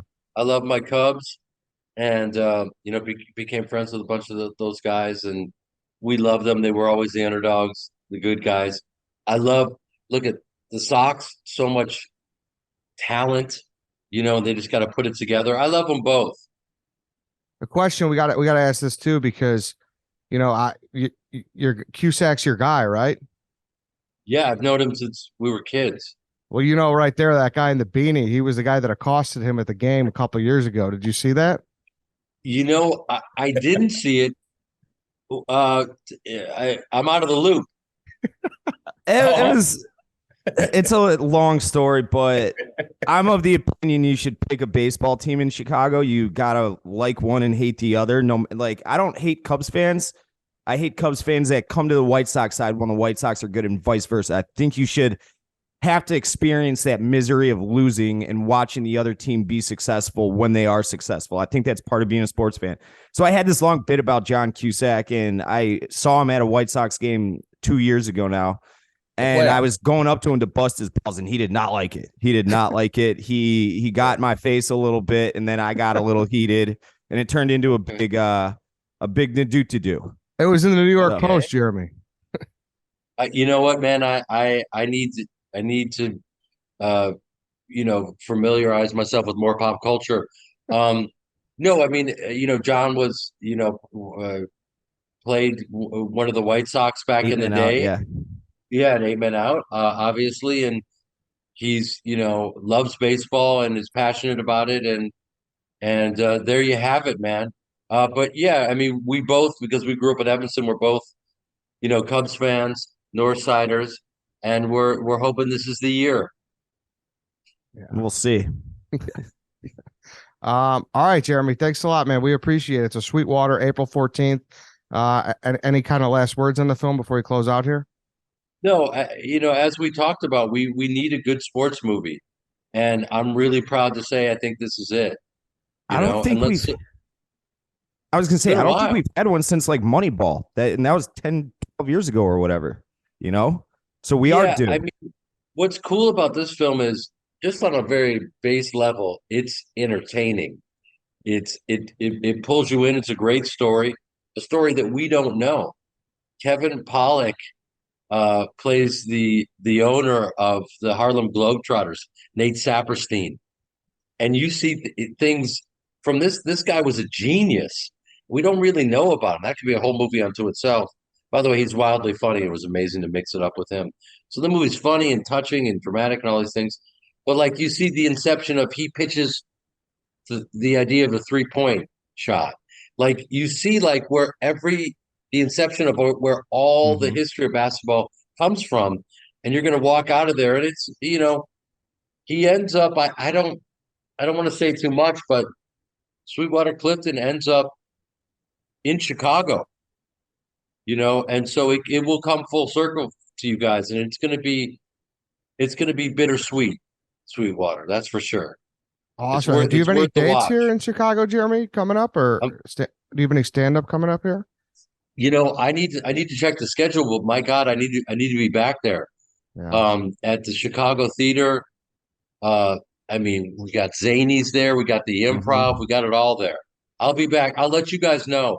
You know what? Maybe I'll come back and talk about it when I get a date set, and we'll get you guys out to a show. Would love that. Come stop by the office. We'll have a good time. It'll be awesome. So we're in for it.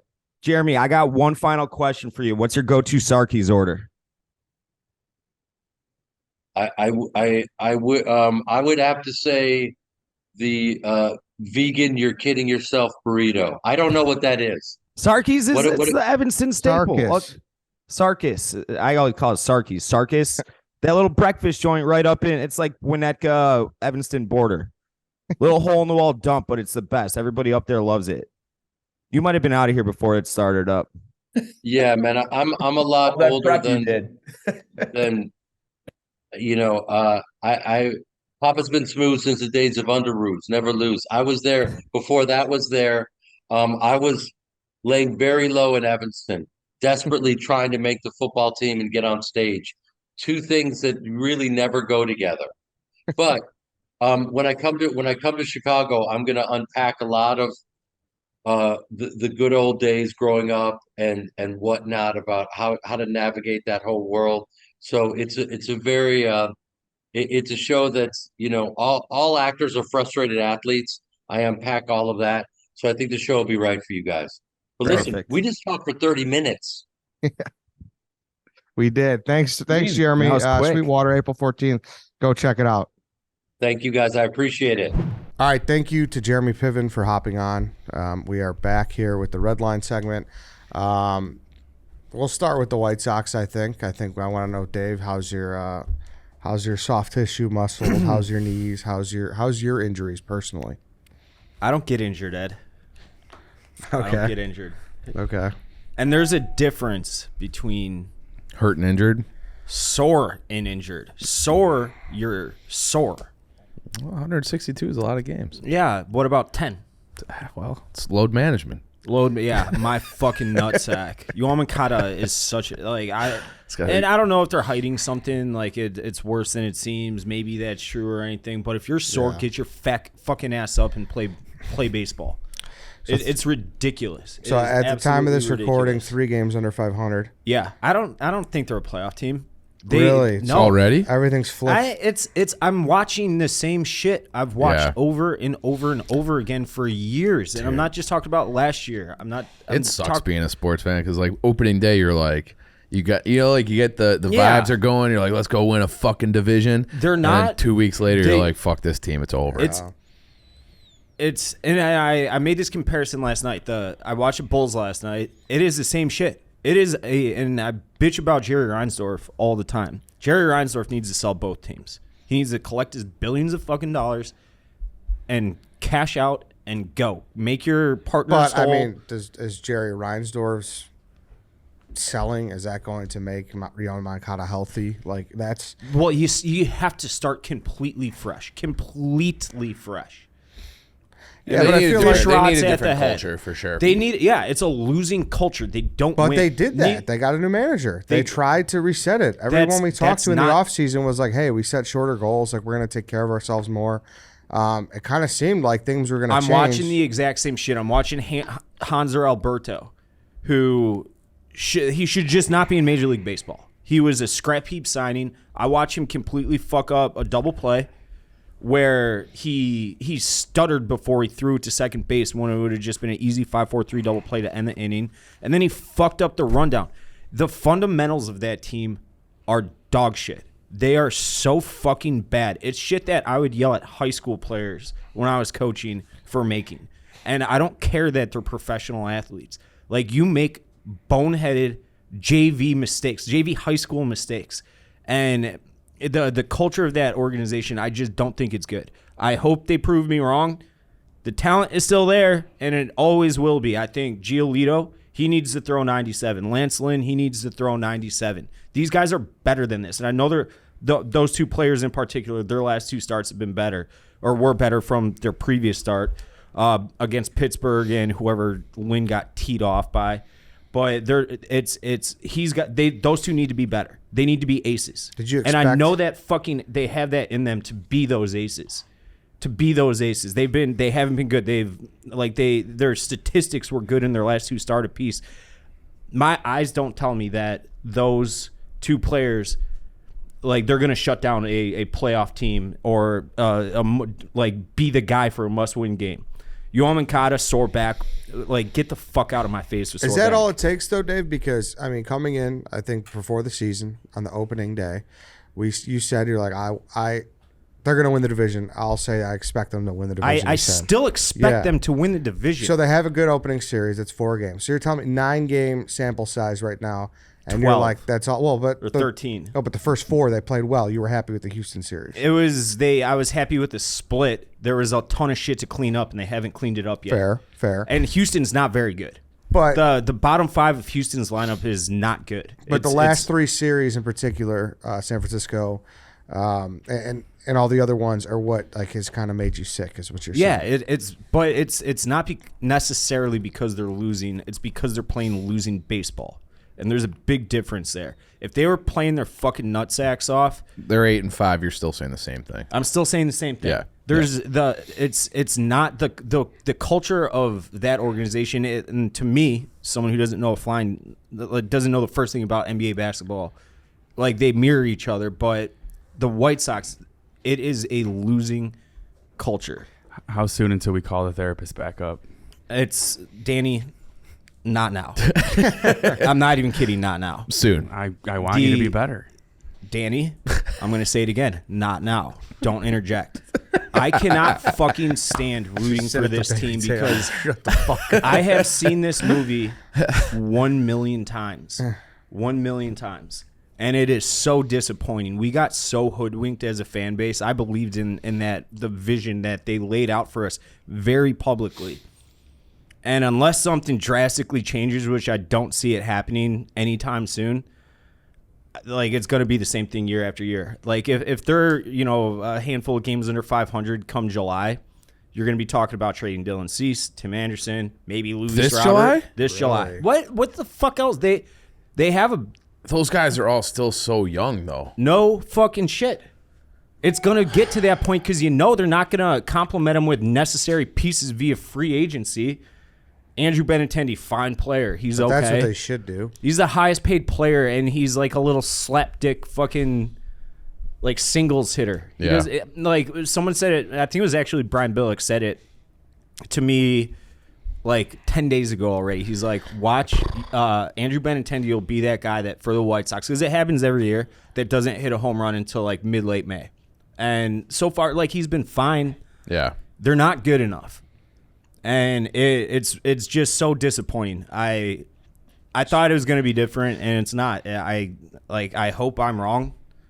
I hope they go on a tear with this next homestand that starts tomorrow. I don't think they will. Tough homestand though too. It's a very tough homestand. Yeah.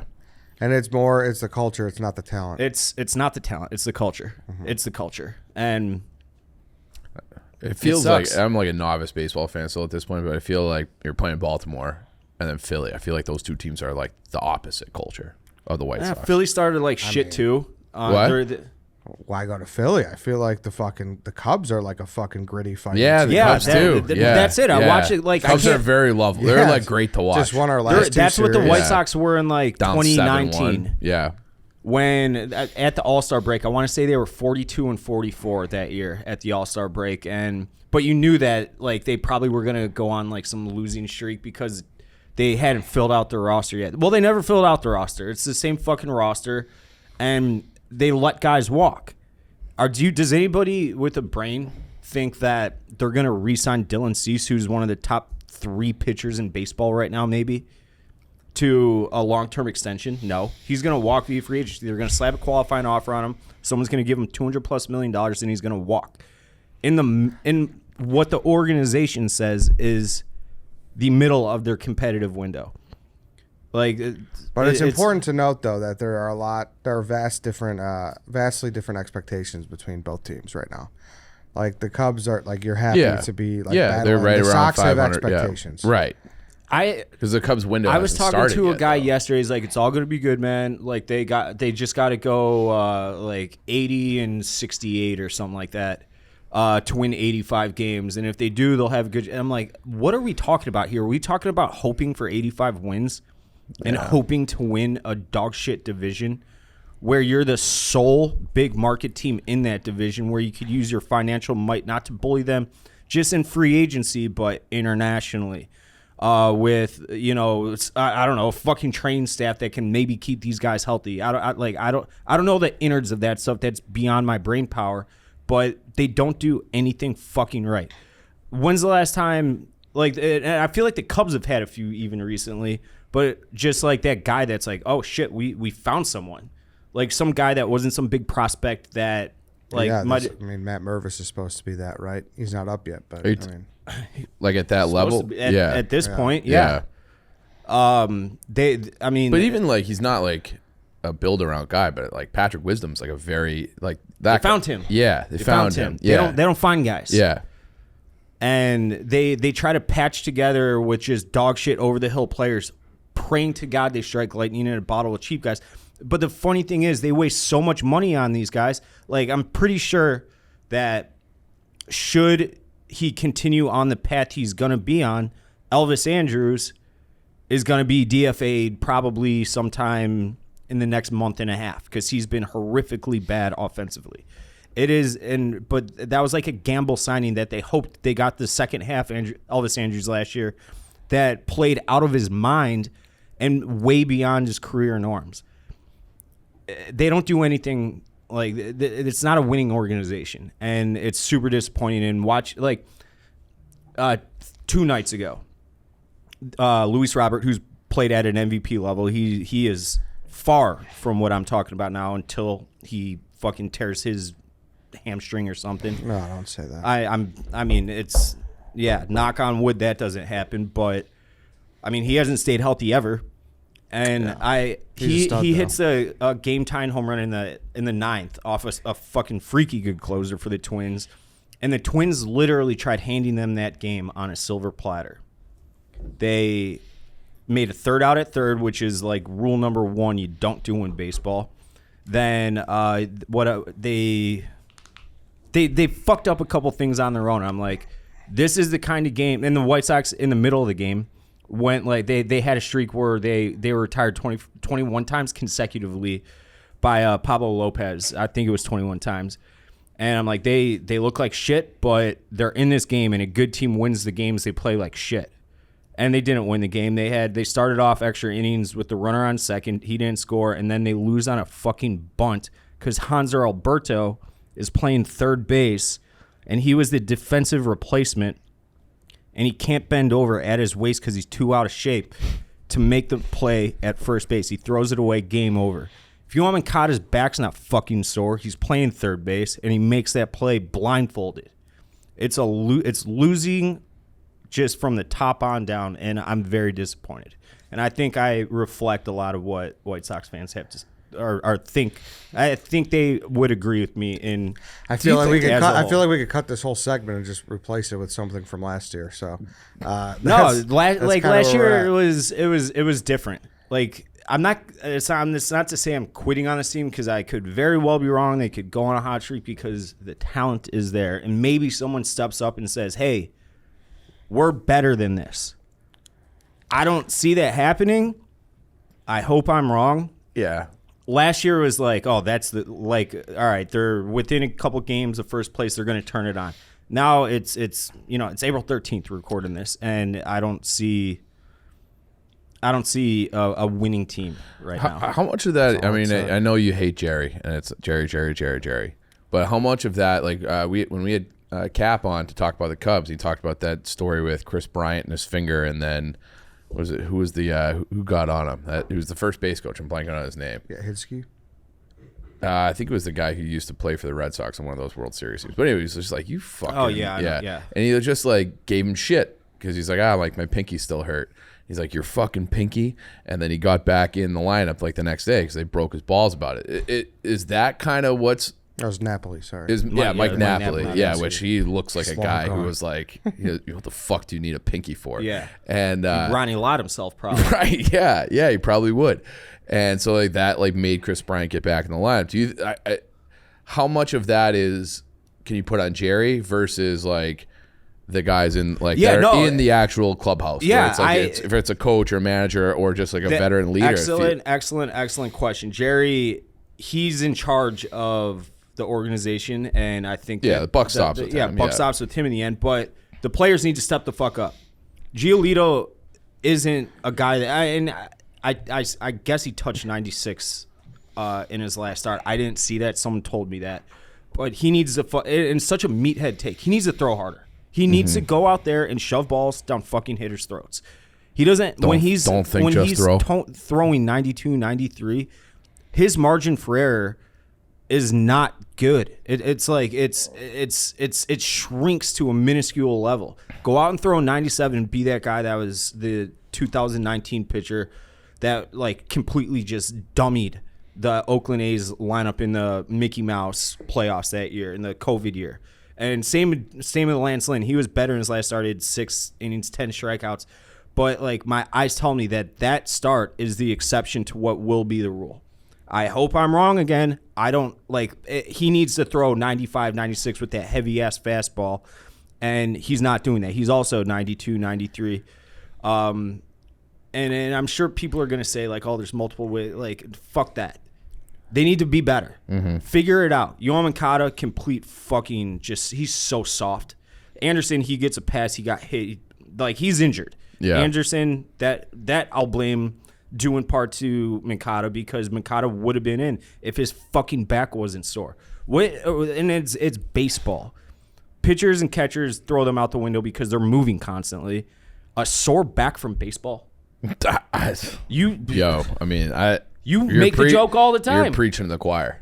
Yeah. I played contact sports. It's true though. Yeah. A lot of bending. Yeah, a lot of bending. Yeah. Yeah, he's 27 and he's Dude, he talks built like a freak. He talks like he's me. Like if I play like if I play like pickup basketball, like I'm done for a week. But it's like he's supposed to be like an all-star caliber And talent. it's not only that. Oh fuck me. Oh no, that's no good. Oh, Mayday. We got a water Turn it spill. It's upside Mayday. down. Turn it upside down. White Sox Dave, been there before. Oh, No, no, he'll be not fine. good. I We gotta got a call that kid from dip my thing in water spilled olive on oil the again. keyboard. Get the rice. Get the rice. Well, all right, Dave. We'll see. Maybe you'll get a 5-1 home I'm not done yet. I'm not and done we'll yet. be- Don't try to bogart this from me. I am like I mean, it's just with Yoel Moncada, he has access to Keep chaos. going. Keep he going. has We're good. access We're good. to massage therapists and athletic training staff. All the fucking doctors in the world pre and post game, and he's in charge of playing third base. It's not the outfield even. You're not moving that much, and swinging a bat 4 times in a game and during warm-ups and stuff. A sore back? What are we talking about? Do you think it's like he's hungover? If they said he was hungover, I'd be like, you know what? Fuck, I got on this too. Keep going. I get it. I wish they'd say he was fucking hungover, but a sore back, like, do you think, like, my dad worked construction for the last 40 whatever years. He's never missed a day because his back was sore. Like, I know it's all meathead, but it's the fucking There is like an truth. element of It's the truth. it's both. Yeah, it could be two things. It can be a meathead statement that's also But true. it's true. Like, what are we talking about? And that directly was responsible for that sore back, for them losing the walk-off bunt, which was embarrassing. I don't got the TW, Dave. And there's no TW. There is none. TW. And then you got Gavin Sheets playing in the outfield again. He got spun around on a routine pop-up. I thought that they acquired Andrew Benintendi, so first fucking basemen don't have to play corner outfield spots anymore. Oh, let's play Gavin Sheets out there. No, let's play Oscar Colas out there because they got an off day the next day. It's just nothing they do. Danny, They do. Is Any good. thoughts, Danny? Is the laptop working, Chief? The laptop will be fine. I think it's gonna be okay. Breaking a phone or laptop, it's like equivalent to I talked breaking to a bone. Apple at last this age. week, Yeah. and they said water, once you let it dry out 99% of the time, it'll, like, if you get rid of it immediately, it'll be fine once it dries out. But I did it overnight, and the water just sat in the hard drive or whatever for hours Okay. and hours and hours. I think I did all right. Let me So, I don't know. Go out and fucking prove me wrong.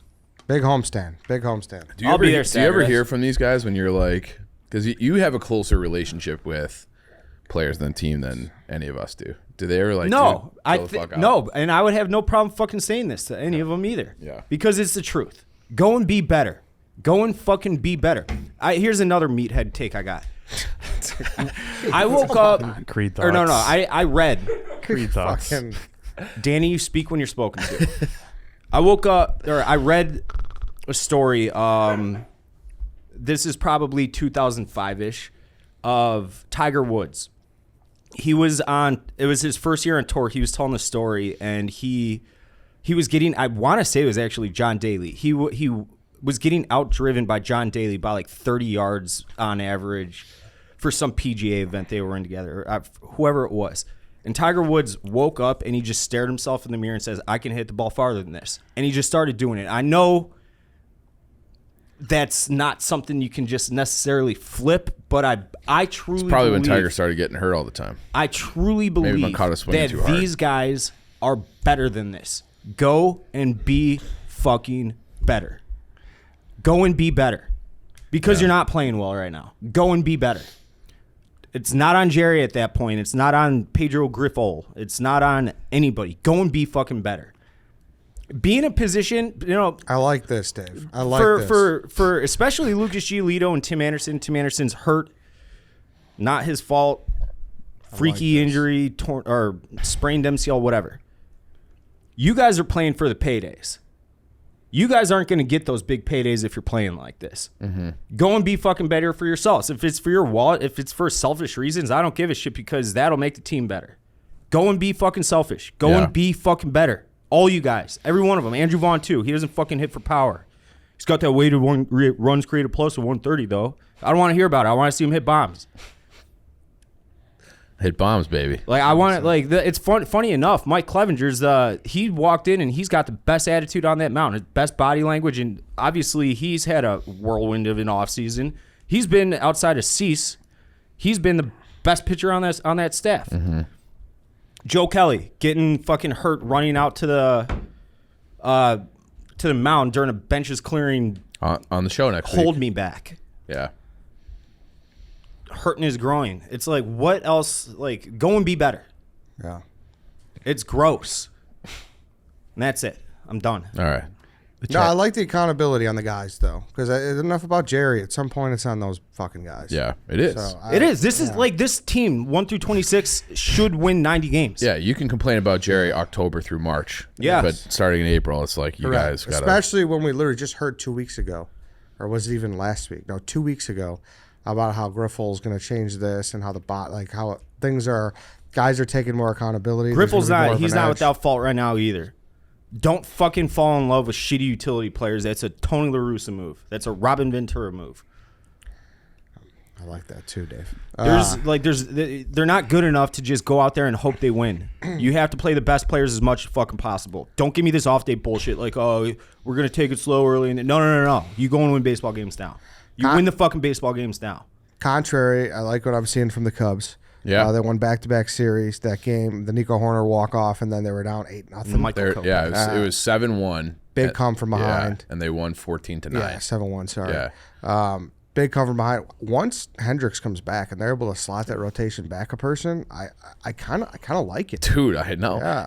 And Say is coming back soon too. So Yes. he's supposed to come back on this West Coast swing at some point. So they have the Dodgers and then the A's over the next week. And he's supposed to play at some point. And then that lineup starts to look a lot better, too. Yeah, hopefully they're Mervis up, too. Yeah. And because he's kind of mashing down there. Yep. And you look at Hendricks, Stroman, Steele, Tyon, you move him to 4, and then Smiley. Dude, Smiley Orr wasn't he got he got a rocked. shit pumped last That's why I said game. Smiley now. Yeah. But I don't know. It's a complete. encouraging. Dansby Swanson is. I love that guy. Yeah, how could you not? Yeah, how could you not? He's a guy that plays like he cares for the most part. Yeah, and you know it's like I tweeted every game like he's been worth every penny. Like maybe he's underpaid. Like, and he went in the big comeback game he had 4 hits in that game, and it is just like it's like old school baseball. It's defense, it's base running, and like timely hitting. It kind of reminds you of like those old like the old Royals teams where it's just like they don't have like a true like superstar. Yeah, but they just got guys like fucking Trey Mancini. Yeah, who's been fine. Even Bellinger, who he like started rough. I don't think he had a hit in his first 3 or 4 games. 12, yeah, but since then he's been like pretty competent. So, and then the Cubs are kind of like putting their money where their mouth is. The Happ deal, and then Horner got one too, and then obviously they paid Dansby in the offseason. So I don't know. It's encouraging times on the north side. Yeah, like they're in 3rd. Like it's just different. Dave's just staring into his microphone. No, I'm looking up Cubs fan graph statistics. Okay. Yeah. What are we seeing, Dave? What are we seeing? I mean, Swanson's proven me wrong. I said don't sign him. Like he might be the guy. Guy, like guy, not a guy. Yeah, I mean he is. I don't think he's hit a bomb yet this year, but he's looks like a really nice player, top line player. Yeah, and like when they turn those double plays like those two, like it's just fun to watch. Yeah. It's just fun to watch, and like that. I had this theory, and I like texted you about it before the season with the pitch clock. Like, will that benefit teams built kind of like the Cubs? I think you got something there. I think I was right. Well, baseball chief coming through. So yeah, I mean, if they're hanging around and they're competing, and you want to know what stupid thing I did last night? What? I just plugged in how many wins they would get if they played it like they're 6-5 right now at the time we're recording. Mm-hmm. What they'd finish with if they played at that clip, and it's 88 wins. 88 wins would be fucking nice. Just go. Dave's buddy projected 85 for the White Sox, so that's who's that? That guy. No, he's hoping for 85. Oh, yeah. Like, well, if they just go 80 and 68, whatever the It was like 80 wins or whatever. Yeah, so let's hope for 85. Drastically different tones. Vibes are high on the north side. No, they should be. Yeah. They should be. Yeah. Vibes And I'm are sure high. they'll have if the fucking ownership and front office of the White Sox had any ball sack at all, they'd look at that and say, "Hey, we don't want to like this. Should have been our time. Let's make this our time." Yeah. In this city. Yeah, like I don't think the Cubs are ever going to get to a point where it's like, oh man, they're a really good team, and I could see the bottom falling out at any point where they just have like a dog shit month. Yeah. But I could also see them just kind of doing enough. I And feel that like they're kinda going to seems just like scrap around the they're whole just year. doing enough. Yeah. So we'll see. And if And they're then- competing in September, And right, yeah, that'd like be that- awesome. And like you said, like the cavalry is coming. Hendricks, Seiya, Yeah. Mervis. Like you add like those guys in the lineup, and let's say like Seiya has like a decent year, and just like same thing at slots because now they're having like Madrigal gets a start, and they have Mastrobuoni and right, and they have like the right field has been such like that's been a problem. Yep. And if Seiya is in there and he's healthy and he's productive like that, the outfield's pretty fucking solid. Mm-hmm. So it's a good time. Yep, we'll see. Besides that, obviously, not talking about the baseball teams, but it sounds like today is going to be the last night for a Chicago legend. Yeah. 19. I got a range of emotions here. Mm-hmm. So I'm sad.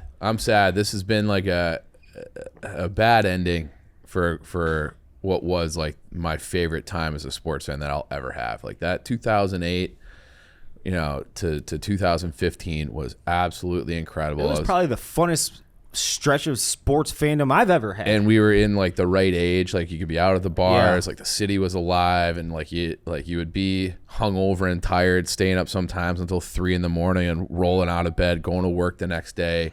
And it was just, but everybody was kind of on the same page. And they had the great personalities. They played an attractive style. They were, they were young and fun and awesome. You had the mustache behind the bench. Yeah, the perfect Chicago type of coach. And Joel, that team was perfect. And Johnny was at the center of it. And I've been a Hawks fan forever.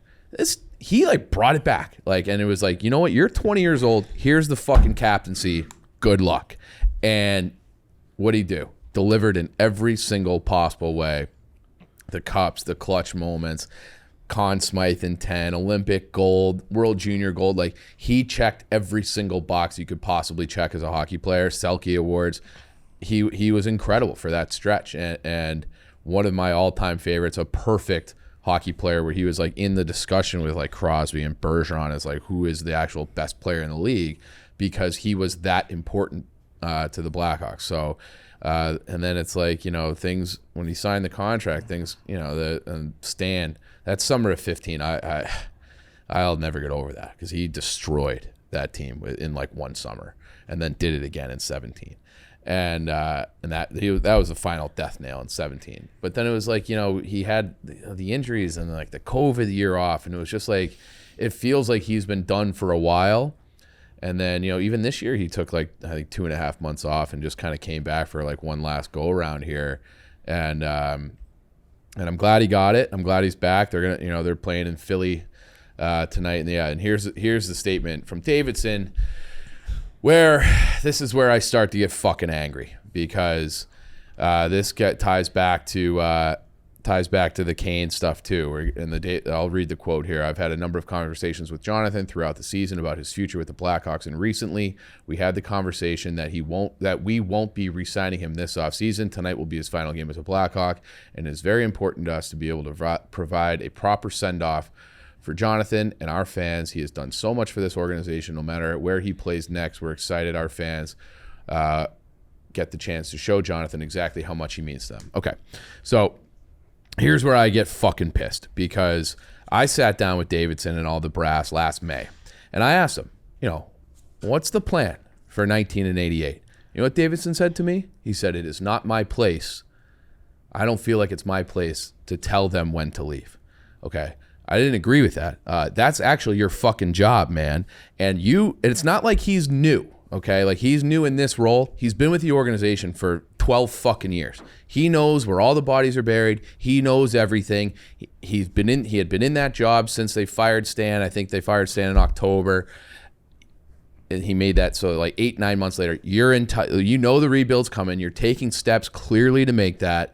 You think about the future nonstop. You should have known in April what your plans, and he did, because he traded DeBrincat, he traded Doc, he made all these moves. He knew that they were going down this path. And if you knew that then, you should have communicated that to 1988 in the summer. You're not getting a contract next year. And he had a comment about like, hey, we want to clear the path of the old stuff. He said it today, and have like an opportunity for organic growth or something like that. So if you know that that's your plan, then you should fucking say that. And then at that point, if you're rebuilding and that is his decision to make, then fucking commit to it, because you could have gotten a lot more for Kane, especially if someone's going to have a full year of him rather than getting a second round pick for the last fucking month of the season from the Rangers for the greatest player in the history of the organization. And you might have been able to get something for Johnny as well. It wouldn't have been a lot, but you probably would have been able to move him in the summer as well. And if you had communicated to them like, hey, under no circumstances will you be here beyond this year, maybe they would say, fuck you, I'm going to play out my contract. Maybe, but Kane obviously didn't do that once it was clear that he wasn't getting a contract, which they didn't fucking tell him until right before the deadline. But he should have known that. He should have known that and then taken steps to commit to the plan that he wanted to commit to and do it properly. If he did say that, and he went to Danny and Jamie came back, we're like, I don't know yet. Let's, like we have to sell some tickets or whatever. We're already trading to bring in all these other guys. And that's a fucking red flag too, because you hired him to do a job. Mm-hmm. So what is it? So I'm glad that he finally said it with his fucking chest. And it's like, hey, we're getting rid of these guys because this is what we want. But you should have known last offseason and taken the steps to do that then. That's what pisses me off. So I hate the thing that drove me insane about the Kane stuff was that it was all PR bullshit. Oh, we were doing right by Kane. This is what Kane wanted. No, you fucking didn't. He's building the house. He started building that house in Lake Forest after they had already moved to DeBrincat and Doc and everything. So Kane was like, yeah, I'm on board the rebuild. Like, I want to be here till the end and break all the records and catch this upswing on the back run. But they knew already when he was doing, like, they knew in May. They knew in May when they talked to me. They should have told him in April during the exit interviews, hey, in April of 22, hey, we're moving on.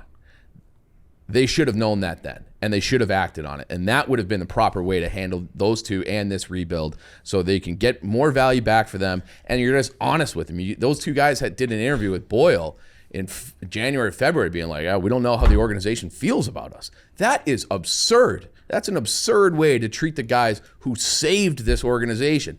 It was the worst organization in sports, and they're just like not telling them what their plans are when they fucking clearly had a plan and knew. That's what drives me crazy. And it's just more, it's like that. It's, you had to get rid of John McDonough, but it's like a fucking horseshoe. They're like this close to each other. It's all the same PR, spin, hide, distort, try to make yourself look like the good guy bullshit. Just say it with your chest. So congratulations to Davidson. You finally did it. You should have done it last summer. And that's where I get angry about that. But it's like with the Toews stuff, I'm just sad because it's all the memories. And it was probably time for Toews to move on. Like, he's in a different bucket for me from just an on-ice thing than Kane is.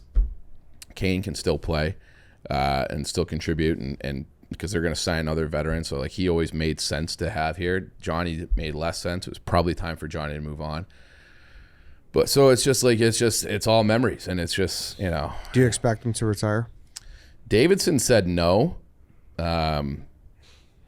Wherever he signs next year, and then he met with the media at 9 a.m. today, and he said that, I expect him to sign somewhere next year. But I've heard mixed things, but like, I don't really trust anybody who tells me anything anymore. So, he's had like these health issues with him are serious. So it's like, it's not a torn ACL, right? It's like he skates and then he's like out of commission for a couple days. So like and if I were a team, do you want to sign a 36-year-old guy who you can't, I don't think there's going to be much of a market for him in the off season, because even if he comes in and looks fucking spectacular in training camp, you can't exactly trust him to give you 82 games because of how things have gone the last 3 years. So it's terrible. It's a sad way for such a amazing player to have their story end. I'll be interested to see how the reaction is tonight. I think secondary ticket market's through the fucking roof. That's good. That Yeah. makes me happy to hear that.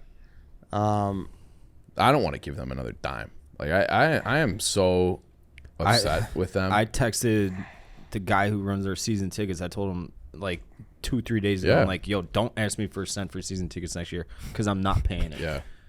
I don't know. I feel Quit asking. Yeah. So I feel the same way. It's just like I'll they're mooch tickets when I need to. exactly. Oh, this This is depressing. Yeah. So it's a Should have ended the podcast after fucking Jeremy Piven. yeah, seriously. And it's like I'm never not going to root for the Blackhawks. Like I want the Blackhawks to be great. I hope they get Bedard or Fantilli in the lottery. I don't know if they deserve them, but I hope they get them. And I hope that and it's like I largely believe in Davidson. Like I think I like the types of guys that he's drafted and the traits that he values, and I think the prospect pool is looking pretty good. They got a Berkshire guy in the fold. Love that. Smart kid, good kid. And so I think they're gonna be. I think Davidson will get them back to the playoffs, but this is a scary lottery and draft coming up because and they lost, and we didn't even fucking touch that they beat the Penguins in a meaningless fucking game. I was so fucking mad. What the fuck are you and doing? then look at right now, the Islanders clinched. Yep. They can't even lose right. They can't. They tanked their tank. They You know what, tanked their though? tank. And this is what I was going to say to White Sox Dave. Well, you said you were going to give me Yeah. shit about something too yesterday. I kind of feel like this is your fault. Why is it my fault? Because you've always been the anti-tank guy forever. Yeah, I'm it's anti-tank different. in It's October, and when it's April fucking 11th, and it's like you want to have a good culture, but it's the other thing about that is like now they're saying about the culture stuff. That makes me want to fucking choke somebody because none of the guys who are on this team right now, with the exception of Jones and maybe Wyatt Kaiser, are going to have anything to do with the culture when they're good again. They sent Reichel back to Rockford. Oh, that was another thing of bullshit that they said. Reichel. Oh, we want Reichel. They wouldn't call up Reichel. Reichel's been he's logged more in AHL games than any top prospect. He's always he's over like a point per game in the AHL. He's killing it.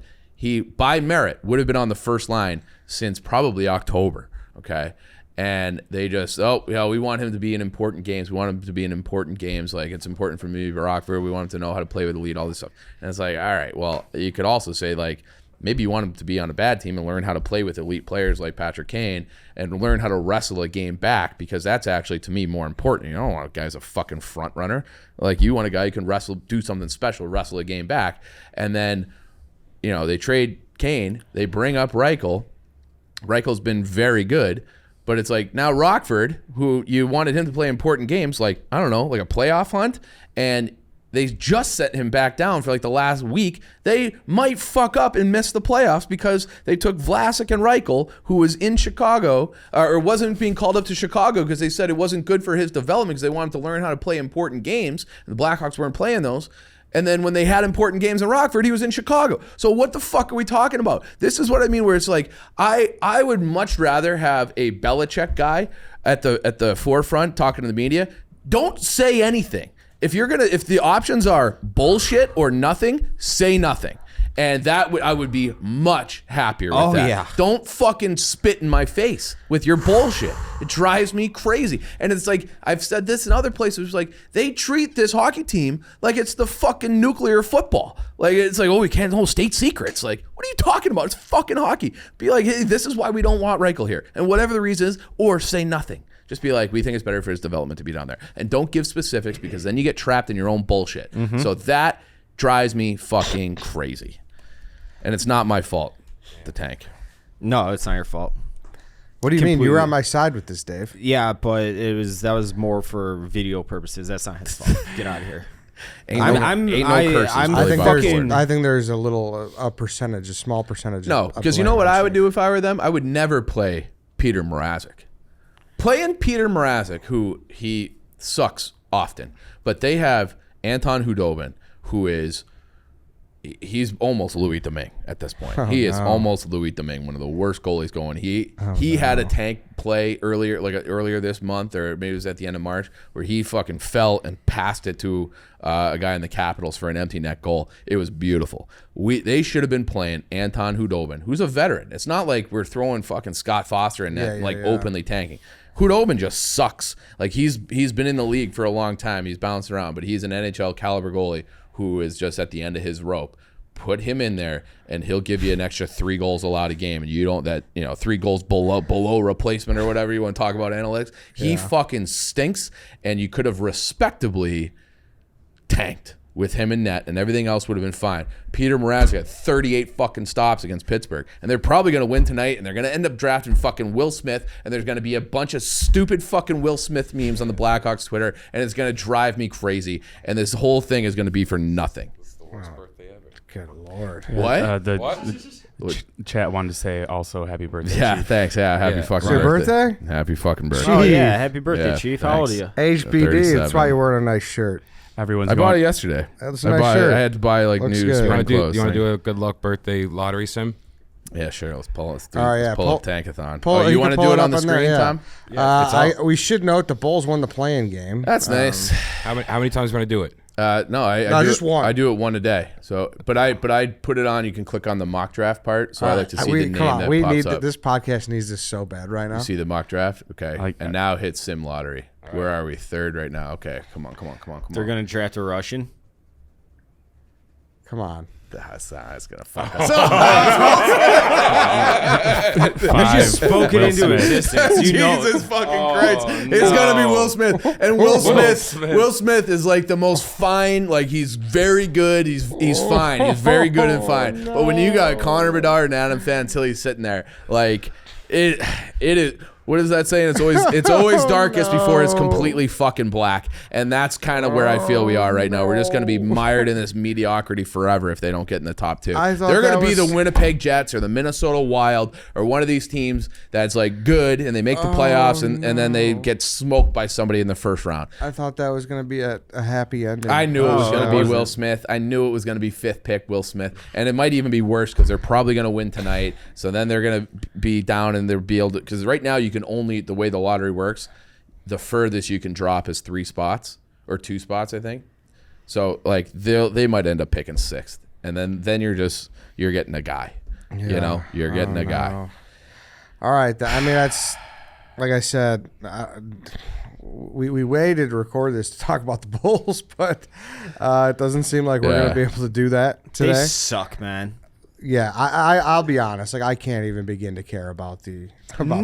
So I was. What is the point? I was out to dinner last night What is the point? and I kept like looking over my shoulder to see what was going on in the game because it was like right there, and I did see our boy had like a huge rebound in that game. Like, yeah, and he listen, hit a big 3. big 3 too. Yeah. So listen, we'll root for our guy. I'm rooting for Pat. Yeah. Like I love Pat, but it's just like. Undefeated. Same thing with the White Sox. It's with the It's expectations. the organizational rot, man. He's just a unfortunate byproduct of it. We like him. We kind of sort of work with them a little bit. I wrote that blog just shitting on them last night because I'm like, what the fuck's the point of this? Like, why are people happy they won this game? And I'm like, oh, Pat Bev, we like you, but is he going to be back next year? I know he's a free agent. Probably not. I don't want to be locked into a situation where I feel obligated to watch them for 4 more games in the playoffs against somebody. Dude, that's what like. So we play the Heat tomorrow. Yeah. And shout out Max Strus. Max Strus was Pat Bev, and also, but credit to Zach LaVine when it mattered in a game that mattered, he dropped 39, and like Zach gets a lot of shit for being like, "Hey, we paid your ass. It's time to fucking produce." Granted, it was not on the state. Game 83. Yeah, we hoped we were in a better position than this, and I think that's what everyone's frustration boils down to. I wonder how much better the team would be with Lonzo. That's what everyone likes to lead back to. Yeah. The team was playing a lot better. Is he ever going to play again? I don't know. Is he ever going to walk again? He's getting like a meniscus fucking replacement, right? Some of his doctor's quotes were scary. They're like, we're a little nervous. We've never seen anything like this. Yeah, I feel bad for him. It's very unfortunate, but you can really only say they would have definitely won more games with Lonzo. That's all you could say, really. Yeah. But like this big of a drop off is hard to fathom for me. What's his wins above replacement? 5. I mean, but they were. I don't know, but they were the one seed. They're when the he was one healthy. seed, yeah, and but they dropped down obviously, and But it kind of coincided with him going Yeah, out. yeah, no, I know, Yeah, I know. sank like a stone. yeah. So I don't know. I just love that. Real quick, everyone's going to Chiefs Twitter to see all his sorrow and Tay's leaving, but since it's his birthday, immediately all the balloons just pop Yeah, up. that's what happened to us behind the scenes here. I pulled up his Twitter to like pull up some of these tweets, just get flooded with balloons. That's amazing. That's amazing. Yeah. All right then. Yeah. Good luck. Good luck to the Bulls. Good luck, Johnny Tace. Thank you. Obviously, Legend. Big homestand coming from the White Sox. Cubs are going to keep continuing to be spunky. Thank you, and sorry to all the Entourage fans who are still tuning in for this. They're probably like worried about it. Yeah, and what a Go watch depressing Quasi. show. I hope it's better. So I hope things get better for next week. So we cut this show over 2 days. Yesterday, Ed started off, the first sentence out of his mouth was, "This is going to be more of a comedy podcast." Yeah, When you were and give it to us, introducing- Dave. A comedy turns into a dramedy. Comedy turns into a dramedy. Thank you. Appreciate This is that. Dave's villain origin story. All right, everybody. Thanks for listening. Thanks for watching. We will see you guys on Tuesday.